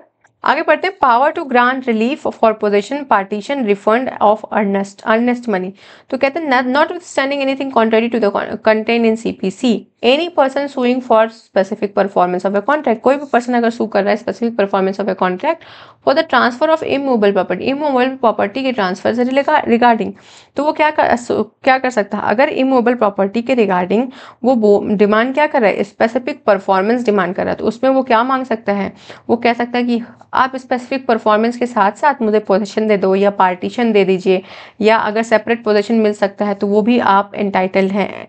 तो कह रहे हैं कि can ask for the position or partition and separate possession of the property in addition to such performance, मतलब स्पेसिफिक परफॉर्मेंस के साथ साथ आप पोजीशन, पार्टीशन या स्पेसिफिक के सेपरेट पोजीशन डील कर सकते हैं, या any other relief which he may be entitle including the refund of any earnest money, या इसके साथ साथ कोई और भी रिलीफ जिसके लिए वो व्यक्ति इंटाइटल्ड होगा, इंक्लूडिंग द एडवांस मनी, जो एडवांस मनी दिया है उस वो भी इंक्लूडेड है उसमें। No relief under clause a and b subsection 1 shall be granted by the court unless it has been specifically claimed। वही बात है, मांगोगे नहीं तो मिलेगा नहीं। अगर स्पेसिफिकली आप क्लेम नहीं करते तो आपको कुछ भी नहीं मिलने वाला है। सेक्शन नंबर 22 बोलता है। 23 बोलता है liquidation of damages not bar to specific performance. कहते हैं अगर लिक्विडेशन ऑफ डैमेजेस स्टिपुलेट किया गया है कॉन्ट्रैक्ट में, then it does not bar for the specific performance. बोला गया कि मान लीजिए कोई डिक्री है स्पेसिफिक परफॉर्मेंस का, तो हमने जब कॉन्ट्रैक्ट किया तो हमने वहां पे लिक्विडेशन ऑफ डैमेजेस के बारे में बात किया। ठीक है, एक सेकेंड। कोई कॉन्ट्रैक्ट था, उसमें एक क्लॉज डाल दिया गया कि लिक्विडेशन ऑफ डैमेजेस से रिगार्डिंग। तो कहते हैं अगर लिक्विडेशन ऑफ डैमेजेस को आपने स्टिपुलेट किया है किसी भी कॉन्ट्रैक्ट में, तो इसका मतलब ये नहीं कि आप स्पेसिफिक परफॉर्मेंस को क्लेम नहीं कर सकते हो। इसका बिल्कुल भी ये मतलब नहीं होता है कि आप स्पेसिफिक परफॉर्मेंस क्लेम नहीं कर सकते। तो कहते हैं a contract otherwise proper to be specifically enforced may be so enforced though a sum be named in it as the amount to be paid in course of its breach। तो कह रहे हैं मान लीजिए कि आपने कोई कॉन्ट्रैक्ट किया, उसमें आपने कुछ एंट्रीज किया कि अगर ब्रीच किया तुमने इस कॉन्ट्रैक्ट को तो तुम्हें ये अमाउंट पे करना पड़ेगा। तो वो जो अमाउंट का मेंशनिंग हुआ था वो सिर्फ इसलिए था ताकि specific performance of the contract को आप सिक्योर कर सकते हैं, ताकि कॉन्ट्रैक्ट के परफॉर्मेंस को आप सिक्योर कर सकते हैं, and not for giving the party to in default an option to pay the money in, मतलब स्पेसिफिक परफॉर्मेंस के बदले में वो मनी पे करे। इसके लिए नहीं आपने उस डैमेजेस को, लिक्विडेशन ऑफ डैमेजेस को स्टिपुलेट किया था, बल्कि आपका पर्पस क्या था, for securing performance of the contract and not for the purpose of giving to the party in default an option. तो ऐसे केसेस में आप स्पेसिफिक परफॉर्मेंस से बाहर नहीं होते हो। सिर्फ डैमेजेस का, लिक्विडेशन ऑफ डैमेजेस को स्टिपुलेट करने से आपके स्पेसिफिक परफॉर्मेंस को कोई बाहर नहीं करेगा। इसमें एक केस था मंजूर अहमद वर्सेस गुलाम हसन, 1999 का केस था। इसमें बोला गया no bar to decree for specific performance if there is clause in a contract that in the event of its breach or non-performance a sum of money is to specified therein is to be paid। तो कहते हैं अगर money का एक clause है कि अगर तुमने ब्रीच किया तो ये अमाउंट तुम्हें पे करना है, और ये तुमने इसलिए मेंशन किया ताकि परफॉर्मेंस ऑफ द कॉन्ट्रैक्ट को सिक्योर कर सको। तो इसका मतलब ये नहीं है कि आप स्पेसिफिक परफॉर्मेंस से बाहर हो जा रहे हैं। ठीक है, the court shall not also decree payment of the sums named in the contract. तो कहते हैं कोर्ट कोई ऐसा डिक्री भी नहीं मांगेगा कि उस कॉन्ट्रैक्ट का पेमेंट आप लोग को करना है। ऐसे सर्कमस्टेंसेज में आपको कंपनसेशन जहाँ पे आपने फिक्स किया, तो इसका मतलब ये नहीं कि कंपनसेशन पे ही करो। यहाँ पे हमने इसलिए इसको फिक्स किया था ताकि आप परफॉर्मेंस ऑफ द कॉन्ट्रैक्ट को सिक्योर कर सकते हैं। Bar of a suit, I hope clear है। Bar of a suit section number 24 पे चढ़ते हैं। For compensation for breach after dismissal of suit for specific performance. तो कह रहे हैं कि देखिए dismissal of suit for specific performance of a contract, अगर कोई contract specific performance of the contract से रिलेटेड कोई सूट था वो डिसमिस हो गया, or a part thereof shall bar the plaintiff's right to sue for compensation for the breach of the such contract as the case may be but not shall bar his right to sue any other relief to which he may be entitled। तो कह रहे हैं कि मान लीजिए कि आपका जो है कोई सूट था जहाँ पे आप स्पेसिफिक परफॉर्मेंस क्लेम कर रहे थे, और वहाँ पे आपने उस समय कंपनसेशन नहीं क्लेम किया, तो क्या हुआ कि अगर वो स्पेसिफिक परफॉर्मेंस जिस सूट में आपने क्लेम किया था वो सूट को डिसमिस कर दिया गया, तो अगर उस सूट का डिसमिसल हो गया है और वहाँ पे आपने कंपनसेशन क्लेम नहीं किया था, तो ऐसे केस में आप दूसरा कोई सूट लेके नहीं जा सकते हैं कि मतलब कि हम कंपनसेशन क्लेम करेंगे। तो कहते हैं dismissal of a suit of specific performance shall bar the plaintiff's right to sue for compensation. अब उस कॉन्ट्रैक्ट के ब्रीच के लिए आप कंपनसेशन के लिए सू नहीं करने जाएंगे। जब स्पेसिफिक परफॉर्मेंस हो रहा था तभी आपको कंपनसेशन क्लेम कर लेना चाहिए था, लेकिन जब आपने तब नहीं किया तो अब आप नहीं क्लेम करेंगे। लेकिन इसका मतलब ये नहीं है कि हम आपको बार कर रहे हैं, but shall not bar his right to sue any other relief which he may be entitled by reason of such breach। तो कहते हैं इसका मतलब ये नहीं कि हम आपको बार कर रहे हैं कि आप जो है कोई और रिलीफ सीख नहीं कर सकते। हमने ये कहा कि सूट जब तुम इंस्टीट्यूट कर रहे थे तब तुमने स्पेसिफिक परफॉर्मेंस कॉन्ट्रैक्ट का डिमांड किया, लेकिन उस समय कंपनसेशन डिमांड नहीं किया। अब स्पेसिफिक परफॉर्मेंस वाले कॉन्ट्रैक्ट सूट को हमने डिसमिस कर दिया है, तो अब उसी सेम कॉन्ट्रैक्ट से रिलेटेड तुम कंपनसेशन के लिए नहीं क्लेम कर सकते, उसी एक सूट में करना चाहिए था। लेकिन हमने आपको कोई और अदर रिलीफ है, मतलब कंपनसेशन के अलावा अगर आप कोई और रिलीफ सीख करना चाह रहे हैं तो you are entitle to do so. 24 ये बोलता है। 25 बोलते हैं application of proceeding section 2 certain awards and testamentary direction to execute settlement. तो कहते हैं कि देखो यहाँ पे जो भी कुछ लिखा है, the provision of this chapter as to contract shall apply to awards with the arbitration and does not apply in order to. तो कहते हैं कि देखो जो भी चीज़ें यहाँ पे लिखी हैं वो आर्बिट्रेशन कंसिलिएशन एक्ट 1996 पे अप्लाई होंगी उनके अवार्ड्स पे, लेकिन ये अप्लाई कहाँ नहीं होंगी, will or codicil to execute particular settlement. Particular settlement को एग्जीक्यूट करने के लिए जो भी विल और कॉडिसिल है वहाँ पे ये सेक्शंस अप्लाइड नहीं होंगे, लेकिन ये सेक्शंस अप्लाई कहाँ होंगे, जो भी अवार्ड्स आते हैं आपके पास आर्बिट्रेशन कंसिलिएशन एक्ट 1996 के थ्रू। हमने एक मेजर पोर्शन यहाँ पे कंप्लीट कर लिया। क्या क्या कंप्लीट कर लिया हमने पार्ट नंबर 1 किया सबसे पहले। तो एक सेकेंड, पार्ट नंबर 1 किया हम लोगों ने, जिसमें हमने 4 सेक्शंस डील किए। एक शॉर्ट टाइटल एक्सटेंड के बारे में बात करता था। सेक्शन नंबर 2 किसके बारे में बात करता था, डेफिनेशंस के बारे में, जहाँ पे 5 डेफिनेशंस हमने पढ़ी। ए में बात किसकी हो रही थी, ऑब्लिगेशन की हो रही थी। बी में बात हो रही थी सेटलमेंट की। सी में हो रही थी ट्रस्ट की। और डी में हो रही थी ट्रस्टी की। और उसके बाद आपकी ई में हो रही थी all other words and expression की। 3 किसके बारे में बात करता है कि ये इंडियन रजिस्ट्रेशन एक्ट पे अप्लीकेबल नहीं होगा और साथ ही साथ आपको किसी भी राइट टू रिलीफ से डिप्राइव नहीं कर रहा है। 4 किसकी बात करता है कि इन्फोर्सिंग सिविल राइट के बारे में। Part 1 complete. पार्ट 2 में हमारे पास कितने चैप्टर हैं, 6 चैप्टर्स हमारे पार्ट 2 में हैं। चैप्टर नंबर 1 हमने डील किया जो कि recovery of position of property की बात करता है, जहाँ पे 5, 6, 7 और 8 पढ़ा। 5 किससे बात करता है, क्लेम बेस्ड ऑन टाइटल से। 6 किससे बात करता है, क्लेम बेस्ड ऑन पोजीशन से। 7 किससे बात करता है, मूवेबल प्रॉपर्टी के रिकवरी से, जिसमें हमने 2 एक्सप्लेनेशन पढ़ा था, एक ट्रस्टी से रिलेटेड था और दूसरा स्पेशल और टेम्पररी राइट से रिलेटेड था। 8 किसकी बात करता है, देखो मैंने कोई रटा नहीं है, मैं बस आपके साथ पढ़ रही हूँ, इसके पहले मैंने एक बार पढ़ा बस, तो रटना नहीं है, समझोगे और क्रोनोलॉजी से पढ़ोगे तो चीज़ें याद हो जाएंगी। 8 बात करता है लाइबिलिटी के बारे में, उस पर्सन की लाइबिलिटी किसकी, जिसके पोजीशन में कोई ऐसी प्रॉपर्टी है जिसका वो खुद ओनर नहीं है, तो उसकी लाइबिलिटी है कि उस प्रॉपर्टी को उन इमीडिएट पोजीशन उनको प्रोवाइड करे जो उसके लिए एंटाइटल है। सेक्शन नंबर फिर यहाँ पे चैप्टर नंबर 1 हुआ हमारे पास। चैप्टर नंबर 2 में शायद हमने स्पेसिफिक परफॉर्मेंस करा, ठीक है, स्पेसिफिक रिलीफ है उसका नाम। और उसके बाद यहाँ पे आ जाता है आपका पहला पार्ट यहाँ पे आएगा आपका, जो हम पढ़ेंगे section number 9। Section number 9 defences के बारे में बात करता है कि अगर डिफेंसेस आप वो सारे यूज़ कर सकते हैं जो लॉ रिलेटिंग टू कॉन्ट्रैक्ट हैं। सेक्शन नंबर 10 बात करता है कि इन्फोर्स कराना पड़ेगा कॉन्ट्रैक्ट, मैंडेटरी कर दिया। सेक्शन नंबर 11 बात करता है उन सारे कॉन्ट्रैक्ट से जो ट्रस्ट से रिलेटेड हैं। सेक्शन नंबर 12 बात करता है पार्ट परफॉर्मेंस के बारे में, ठीक है। सेक्शन नंबर 13 बात करता है राइट टू सेल के बारे में, कि जो परचेजर के क्या राइट्स हैं अगर वेंडर का टाइटल इम्प्रॉपर है, जो बेचने वाला है उसका टाइटल इम्प्रॉपर है, तो यहाँ पे हमने पढ़ा था कि आप उसको कंपेल कर सकते हैं। 14 किसके बात करता है, कॉन्ट्रैक्ट नॉट स्पेसिफिकली इन्फोर्स के बारे में। 14A किसके बात करता है, 14A कह रहा है कि आप इंगेज करेंगे एक्सपोर्ट को। 14 के बाद हमने पढ़ा 15 के बारे में कि who may obtain specific performance. 16 पढ़ा पर्सनल बार्स के बारे में। 17 और 18 इम्पॉर्टेंट नहीं था और इस वजह से मैं इसका मार्जिनल नोट भूल जाती हूँ, जस्ट अ सेकेंड।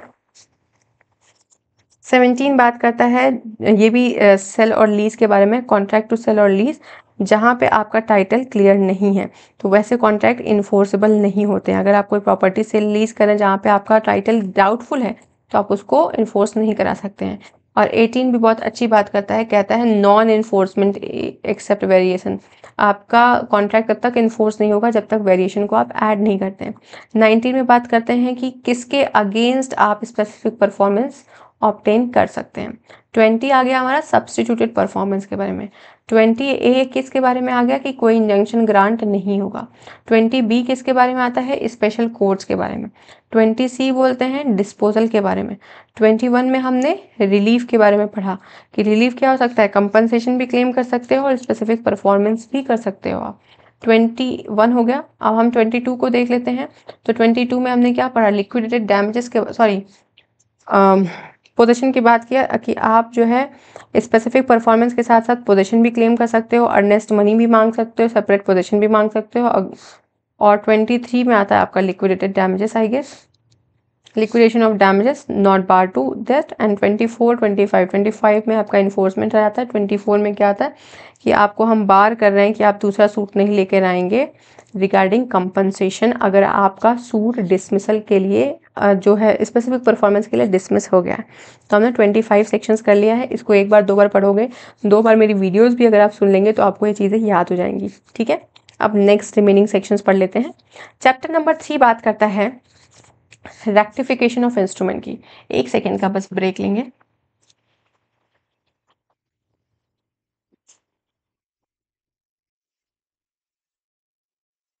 नोट्स भी बनाते जाइएगा साथ साथ, क्योंकि क्या होता है कई बार बैरेक्ट के लैंग्वेजेस समझ नहीं आते हैं तो बड़ी दिक्कत होती है उस समय कि हम रिवीजन करने बैठे और हमें गूगल करना पड़े। तो ऐसे एम्बेरसमेंट से बचने के लिए मेक श्योर कि आप अपने सारे सब्जेक्ट्स के नोट्स भी बनाते रहें। ज़्यादा लंबा चौड़ा नोट्स नहीं बनाना है, बहुत सिंपल, बहुत ही ईजी और जो समझ में आ जाए ऐसे नोट्स बनाने चाहिए, ताकि मतलब नोट्स को लेके भी ऐसा चिक ना हो कि यार ये तो समझ नहीं आ रहा है, इसमें तो क्या ही लिख दिया मैंने, इतना बड़ा लिखा है, अब हाथ पैर फूलने लगे कि इसको हम पढ़ ही नहीं पाएंगे क्योंकि बहुत लंबे नोट्स हैं। तो ऐसे चीज़ से बचने के लिए थोड़ा लिखें, अच्छा लिखें। ठीक है, शुरू करते हैं चैप्टर नंबर 3 जो कि रेक्टिफिकेशन ऑफ इंस्ट्रूमेंट की बात करता है। अब इंस्ट्रूमेंट वर्ड आया तो इंस्ट्रूमेंट कहाँ डिफाइंड है ये देख लेते हैं। कहाँ गया, सॉरी, हाँ, इंस्ट्रूमेंट डिफाइंड है।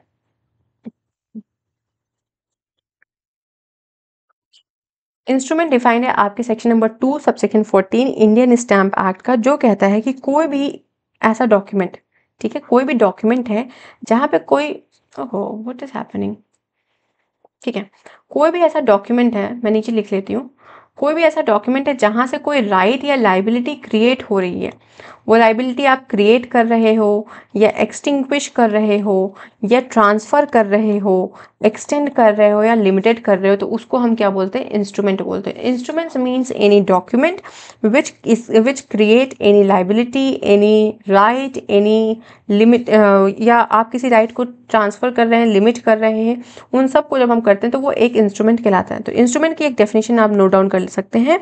It includes every document by which any right or liability is created, transferred, limited, extended, extinguished or recorded. तो रेक्टिफिकेशन ऑफ इंस्ट्रूमेंट का क्या मतलब हुआ कि रेक्टिफाई मतलब होता है कि कुछ चीज़ों में हमें चेंजेस करना है, to make some changes in the contract. तो रेक्टिफिकेशन ऑफ इंस्ट्रूमेंट हमारा चैप्टर नंबर 3 डील करता है। बोलता है कि अगर आप किसी कॉन्ट्रैक्ट में एंटर किए, मैं आपके साथ किसी कॉन्ट्रैक्ट में एंटर करती हूँ, मैंने आपके साथ कॉन्ट्रैक्ट किया कि मैं आपको सारे लिमिटेड सारे माइनर लॉ और लोकल लॉस पढ़ाने वाली हूँ जो छत्तीसगढ़ में आने वाला है, ये मेरा आपके साथ कॉन्ट्रैक्ट हुआ। अब जब रेक्टिफिकेशन ऑफ इंस्ट्रूमेंट की बात आ रही है तो यहाँ पे ये कह रहे हैं कि जो भी बात आपने कॉन्ट्रैक्ट में किया, जब वो एक एग्रीमेंट के फॉर्म में आता है तो आप उसको तुरंत के तुरंत कंफर्म कर लो। तो कहते हैं रेक्टिफिकेशन ऑफ इंस्ट्रूमेंट मतलब होता है bringing the documents in conformity with the matters with the facts on which you agreed with the party. जिस फैक्ट या जिस बात पे हम आपसे एग्री कर रहे हैं, उस बात को, उस फैक्ट को जब आप एग्रीमेंट में लिख रहे हो तो आपको कंफर्म करना है वेदर एवरीथिंग इज इंक्लूडेड और नॉट। तो ये रेक्टिफिकेशन ऑफ इंस्ट्रूमेंट हो जाता है। तो सेक्शन नंबर 26 कहता है when instrument may be rectified, कब इंस्ट्रूमेंट रेक्टिफाई करेंगे। तो कहते हैं अगर, देखो यहाँ पे यूनिलेटरल मिस्टेक की बात नहीं हो रही, यहाँ पे म्यूचुअल मिस्टेक की बात हो रही है। तो कहते हैं व्हेन थ्रू फ्रॉड और mutual mistake of the parties के फ्रॉड या म्यूचुअल मिस्टेक की वजह से अ कॉन्ट्रैक्ट और अदर इंस्ट्रूमेंट इन राइटिंग। तो देखिए सेक्शन नंबर 26 कहाँ एप्लीकेबल नहीं होगा, तो आर्टिकल ऑफ एसोसिएशन पे एप्लीकेबल नहीं होता है। तो कह रहे हैं कि जब पार्टीज के फ्रॉड या म्यूचुअल मिस्टेक की वजह से कोई कॉन्ट्रैक्ट या कोई अदर इंस्ट्रूमेंट है जो कि राइटिंग में है, does not express their real intention, वो इंस्ट्रूमेंट अपना रियल इंटेंशन एक्सप्रेस नहीं करता है, तब आइदर पार्टी और हिज रिप्रेजेंटेटिव इंटरेस्ट, तो जो भी पार्टी या रिप्रेजेंटेटिव इंटरेस्ट हैं वो इंस्टीट्यूट कर सकते हैं suit to have the instrument rectified. देखिए मेरा आपके साथ कॉन्ट्रैक्ट होता है, मेरा मतलब मान लेते हैं लीगल सरोमा का लॉ के स्टूडेंट्स के साथ कॉन्ट्रैक्ट होता है। उस कॉन्ट्रैक्ट में मैंने क्या क्या चीज़ों पे एग्री किया कि मैं सिर्फ और सिर्फ छत्तीसगढ़ के लोकल लॉज और माइनर लॉज पढ़ाऊंगी, ठीक है, मैं इस बात पे एग्री कर रही हूँ। और आपने मुझसे कहा कि नहीं नहीं मैम, आप ना मुझे माइनर लॉस सारे स्टेट के करवा दीजिए, जो सारे स्टेट्स में माइनर लॉस आ रहे हैं वो सब करवा दीजिए और सारे स्टेट के लोकल लॉस करवा दीजिए। मैंने कहा नहीं, सबसे पहले हम छत्तीसगढ़ के बारे में ही बात करेंगे। तो यहाँ पे हम एग्री किस पे हो रहे हैं, छत्तीसगढ़ में हो रहे हैं। तो कह और लेकिन आपने क्या किया, आपने एक ऐसा कॉन्ट्रैक्ट बनाया जहाँ पे आपने लिखा कि Samriddhi ma'am is agreeing to teach all the local laws of all the state and all the minor laws, जो कि हर स्टेट जुडिशरी में आ रहा है। आपने ये कॉन्ट्रैक्ट में लिख दिया। तो क्या किया आपने, एक फ्रॉड किया। तो व्हेन थ्रू अ फ्रॉड और म्यूचुअल मिस्टेक, या कोई म्यूचुअल मिस्टेक, मैंने कहा कि नहीं नहीं वो मैं बाद में पढ़ाऊंगी, और आपको लगा कि नहीं ये अभी पढ़ाने की बात कर रही है, जब ये खत्म हो जाएगा तब। तो कहते हैं व्हेन थ्रू फ्रॉड और mutual mistake of the parties के फ्रॉड या म्यूचुअल मिस्टेक की वजह से कॉन्ट्रैक्ट और अदर इंस्ट्रूमेंट इन राइटिंग, कोई कॉन्ट्रैक्ट या कोई इंस्ट्रूमेंट आप बना रहे हैं in writing, does not express their real intention. तो अब क्या इस इंस्ट्रूमेंट से या मेरे रियल इंटेंशन पता चल रहे हैं कि मैं क्या क्या पढ़ाने वाली हूँ, क्या क्या नहीं पढ़ाने वाली हूँ? ऐसा कुछ भी पता नहीं चल रहा है, क्योंकि मैंने तो बोल दिया कि मैं सारे, मतलब इस कॉन्ट्रैक्ट में आ गया कि सारे ही लोकल लॉस ये पढ़ाने वाले, सारे स्टेट के। तो क्या मेरे रियल इंटेंशंस एक्सप्रेस हो रहे हैं? नहीं। तो आइदर पार्टी, या तो मैं खुद या मेरे रिप्रेजेंटेटिव इन इंटरेस्ट, एक सूट फाइल करेंगे और बोलेंगे कि इंस्ट्रूमेंट को रेक्टिफाई करो। समझ में आ गई बात? The plaintiff in any suit in which any right arising under the instrument is an issue। अब यहाँ पे क्या हो रहा है कि जो भी प्लेंटिफ है उसको ऐसा लगता है कि कोई ऐसा राइट इस कॉन्ट्रैक्ट की वजह से अराइज हो रहा है जो बाद में इशू क्रिएट कर सकता है। वो यही है ना कि मैम ने बोला है कि सब कुछ पढ़ाने वाली है। तो कह रहे हैं कि any right arising under the instrument is an issue, claim in is pleading that the instrument need to be rectified. तो वो एक प्लीडिंग में क्लेम करेंगे कि इस इंस्ट्रूमेंट को रेक्टिफाई करिए। Same is the case with defendant. Defendant को भी अगर ऐसा लगता है कि कोई ऐसा राइट अराइज हो रहा है उस इंस्ट्रूमेंट से जो कि इशू क्रिएट कर सकता है लेटर ऑन, तो in addition to any other defence, अगर उनके पास कोई और भी डिफेंस है तो उसके साथ साथ वो मांग सकते हैं कि इस इंस्ट्रूमेंट को रेक्टिफाई करो। तो रेक्टिफिकेशन ऑफ इंस्ट्रूमेंट समझ में आया। इंस्ट्रूमेंट डिफाइंड है 214 of the Indian stamp act. इसका मतलब होता है एवरी डॉक्यूमेंट जहां से कोई लाइट या लायबिलिटी क्रिएट हो रही है, ट्रांसफर हो रही है, एक्सटिंग्विश हो रही है, लिमिटेड किया जा रहा है, तो उसको हम इंस्ट्रूमेंट कहते हैं। अगर फ्रॉड या मिस्टेक की वजह से आपके रियल इंटेंशंस किसी इंस्ट्रूमेंट में या कॉन्ट्रैक्ट में एक्सप्रेस नहीं हो रहे हैं तो पार्टी या representative in interest suit file कर सकता है, प्लेंटिफ और डिफेंडेंट भी कर सकते हैं। सबसेक्शन 2 की तरफ बढ़ते हैं।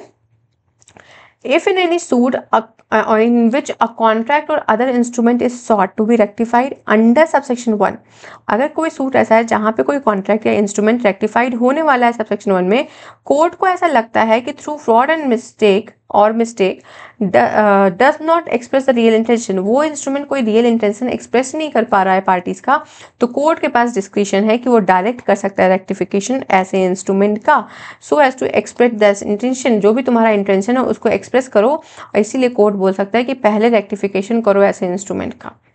सबसेक्शन 3 कहता है a contract in writing may be first rectified, then if the party claiming rectification has so prayed he in his pleading the court thinks fit may be specifically enforce. तो कहते हैं देखो, मान लो कोई कॉन्ट्रैक्ट हुआ, तो अगर वो कॉन्ट्रैक्ट राइटिंग में हो रहा है तो उसको तुरंत के तुरंत रेक्टिफाई कर लो, पढ़ के देख लो कि क्या क्या जो तुम्हारे इंटेंशंस हैं वो आ रहे हैं या नहीं आ रहे हैं।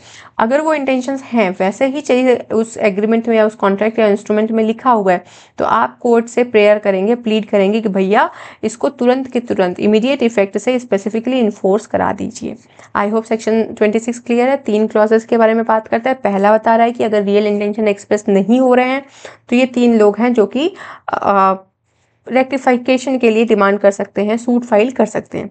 2 बोलता है अगर कोर्ट को लगता है कि इनका एक्सप्रेशन रियल एक्सप्रेशन क्लियर नहीं है, रियल इंटेंशन एक्सप्रेस नहीं हुआ है, तो वो बोल सकता है कि रेक्टिफाई करो। तीसरा बोलते हैं अगर कॉन्ट्रैक्ट राइटिंग में हो रहा है तो उसको तुरंत के तुरंत रेक्टिफाई करिए, और जो पार्टी क्लेम कर रही है रेक्टिफिकेशन वो कोर्ट से प्रे करेगी कि भैया इसको स्पेसिफिकली इन्फोर्स करा दो। चैप्टर नंबर 3 क्लियर होगा। सेक्शन नंबर 26 इसमें सिर्फ एक ही सेक्शन है। फिर लास्ट का क्या कहते हैं कि वही बात है कि जब तक मांगोगे नहीं मिलेगा नहीं, तो कहते हैं कि कोई भी रिलीफ आपको तब तक नहीं मिलेगी जब तक आप उसको स्पेसिफिकली क्लेम ना करें। और ये भी बोलते हैं कि अगर पार्टी जो है अपने प्लीडिंग में कोई रिलीफ सीख नहीं कर पा रही है, क्लेम ही नहीं किया, तो कोर्ट उनको बोलता है कि आप अपनी प्लीडिंग को अमेंड करके वो क्लेम को इंक्लूड कर सकते हैं। ये सब सेक्शन 4 बोलता है। 26 chapter number 3 rectification of instrument, जिसमें सिर्फ एक सेक्शन है और उसके 4 सब सेक्शन है। अब हम बात करते हैं रेसिशन ऑफ कॉन्ट्रैक्ट के बारे में। तो कॉन्ट्रैक्ट का रेसिशन होता है और इंस्ट्रूमेंट का कैंसिलेशन होता है। दोनों का मतलब ऑलमोस्ट सेम है कि हमको किसी चीज़ को एंड करना है, to put an end to particular thing. तो इसमें ये बोलते हैं कि रेसेशन और जो आपका कैंसिलेशन है, मीनिंग एक ही है, लेकिन इंस्ट्रूमेंट का क्या होता है, कैंसिलेशन होता है, और कॉन्ट्रैक्ट का क्या होता है, रेसेशन होता है। रेसेशन एक तरीके की जुडिशियल रेमेडी है। ये क्या है, एक जुडिशियल रेमेडी है, लिख लीजिए, it is a judicial remedy. और इसका काम क्या है, to discharge a contract, made to discharge a contract. फिर बोलते हैं कि ये असाइनेबल नहीं होता है और can be claimed by the act of the parties. तो रेसेशन पार्टी के क्लेम के द्वारा होता है, मतलब पार्टीज क्लेम कर सकती हैं इसके लिए, और ये असाइनेबल नहीं होता है। ये रेसेशन किया जाता है टू डिस्चार्ज द कॉन्ट्रैक्ट, और ये एक तरीके की क्या है, ये एक तरीके की जुडिशियल रेमेडी है। आई होप मैं यहाँ तक क्लियर चल रही हूँ आप लोगों को। आगे बढ़ते हैं और अब बात करते हैं रेसेशन के बारे में। तो रेसेशन मतलब क्या होता है कि किसी चीज़ को कैंसिल करना है, मतलब हमें उस कॉन्ट्रैक्ट को ख़त्म करना है मान लीजिए, तो उसके बारे में हम बात करेंगे। उसको फिनिश कर दो आप पूरे तरीके से, या हम कह सकते हैं कि उसको रिवोक करना है। तो यहाँ पे इस सेक्शन में 27 और 28 डील करता है, दो ही सेक्शन है चैप्टर नंबर 4 में। 27 कहता है व्हेन रेसेशन में बी एडजस्ट और रिफ्यूज, कब रेसेशन अलाउ हो सकता है और कब रिफ्यूज कर सकते हैं। तो कहते हैं any person interested in a contract, कोई भी पर्सन जो कॉन्ट्रैक्ट में इंटरेस्टेड है, मे सू टू हैव इट रेसेंडेड, वो सू कर सकता है उसको रेसेंड करने के लिए। एंड सच रेसेशन में बी एडजस्ट, उस रेसेशन को कोर्ट अलाउ करेगा किन किन केसेस में, whether contract is voidable and terminable by the plaintiff. तो यहाँ पे देखेंगे जब हम सेक्शन नंबर 27 पढ़ेंगे ना, तो यहाँ सिर्फ और सिर्फ वॉइडेबल और टर्मिनेबल की बात हो रही है। वॉइडेबल भी है, टर्मिनेबल भी है। टर्मिनेबल मतलब है, मान लो कोई ऐसा क्लॉज मेंशन है कि इस कंडीशन के बाद ये कॉन्ट्रैक्ट टर्मिनेट हो जाएगा।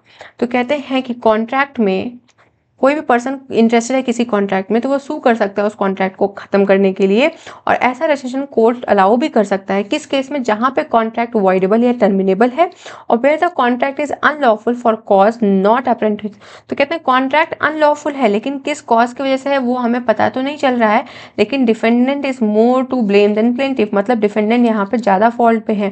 तो ऐसे केसेस में भी कोर्ट क्या कर सकता है, कोर्ट अलाउ कर सकता है। क्या अलाउ करेगा, रेसेशन ऑफ द कॉन्ट्रैक्ट। दो केसेस बताए गए हैं कब कब अलाउ होगा, जब कॉन्ट्रैक्ट वॉइडेबल या टर्मिनेबल है, और जब दूसरा बोलते हैं कि डिफेंडेंट क्या कर रहा है, defendant is more to blame than plaintiff, मतलब डिफेंडेंट यहाँ पे फॉल्ट पे है। तो ऐसे केस में भी हम अलाउ कर सकते हैं। देखो अलाउ करने के लिए दो दो दो क्लॉजेस दिए गए हैं, लेकिन रिफ्यूज करने के लिए 4 क्लॉजेस दिए गए हैं। पहला है कि where the plaintiff has expressly और इम्प्लाइडली रेटिफाइड द कॉन्ट्रैक्ट, या तो प्लेंटिफ ने एक्सप्रेस या रेटिफाइड इम्प्लाइड तरीके से कॉन्ट्रैक्ट को रेटिफाई कर दिया है, तब तो कोर्ट रिफ्यूज कर देगी, तब तो कोर्ट बोलेगी नहीं नहीं नहीं, अब हम इस कॉन्ट्रैक्ट को रेसेंड नहीं करेंगे। बोलते हैं where owing to the change of the circumstances which has taken place since the making of the contract the parties can not substantially restore the position in which. तो कहते हैं मान लो कि कोई कॉन्ट्रैक्ट हो रहा था, हाँ मान लेते हैं कोई कॉन्ट्रैक्ट हुआ था, ए और बी में कॉन्ट्रैक्ट हुआ कि 2 अप्रैल को एक रैली है, और बी को बोला गया कि भाई बी आपको टेंट की पूरी व्यवस्था देनी है उस रैली में। तो बी ने क्या किया, बी ने टेंट की पूरी व्यवस्था दी, और बारिश हो गई, बारिश हुआ, आंधी तूफान आया, और रैली कंडक्ट ही नहीं हुई। तो जब हम कॉन्ट्रैक्ट कर रहे थे तो हम किसी और पोजीशन में थे, हम किसी और स्टेट में थे। तो कहते where owing to the change of the circumstances, जब सर्कमस्टेंसेज में कुछ चेंज आ जाता है, since the making of the contract, मतलब जब हम कॉन्ट्रैक्ट मेक कर रहे थे तब देखा जाए और आज के सर्कमस्टेंसेज में देखें तो बहुत चेंजेस आ गया है।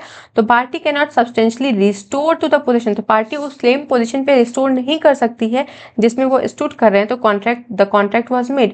तो कहते हैं कि ए और बी में कॉन्ट्रैक्ट हुआ कि 2 अप्रैल को एक रैली होने वाली है, वहां पे आपको अपना टेंट लगाना है।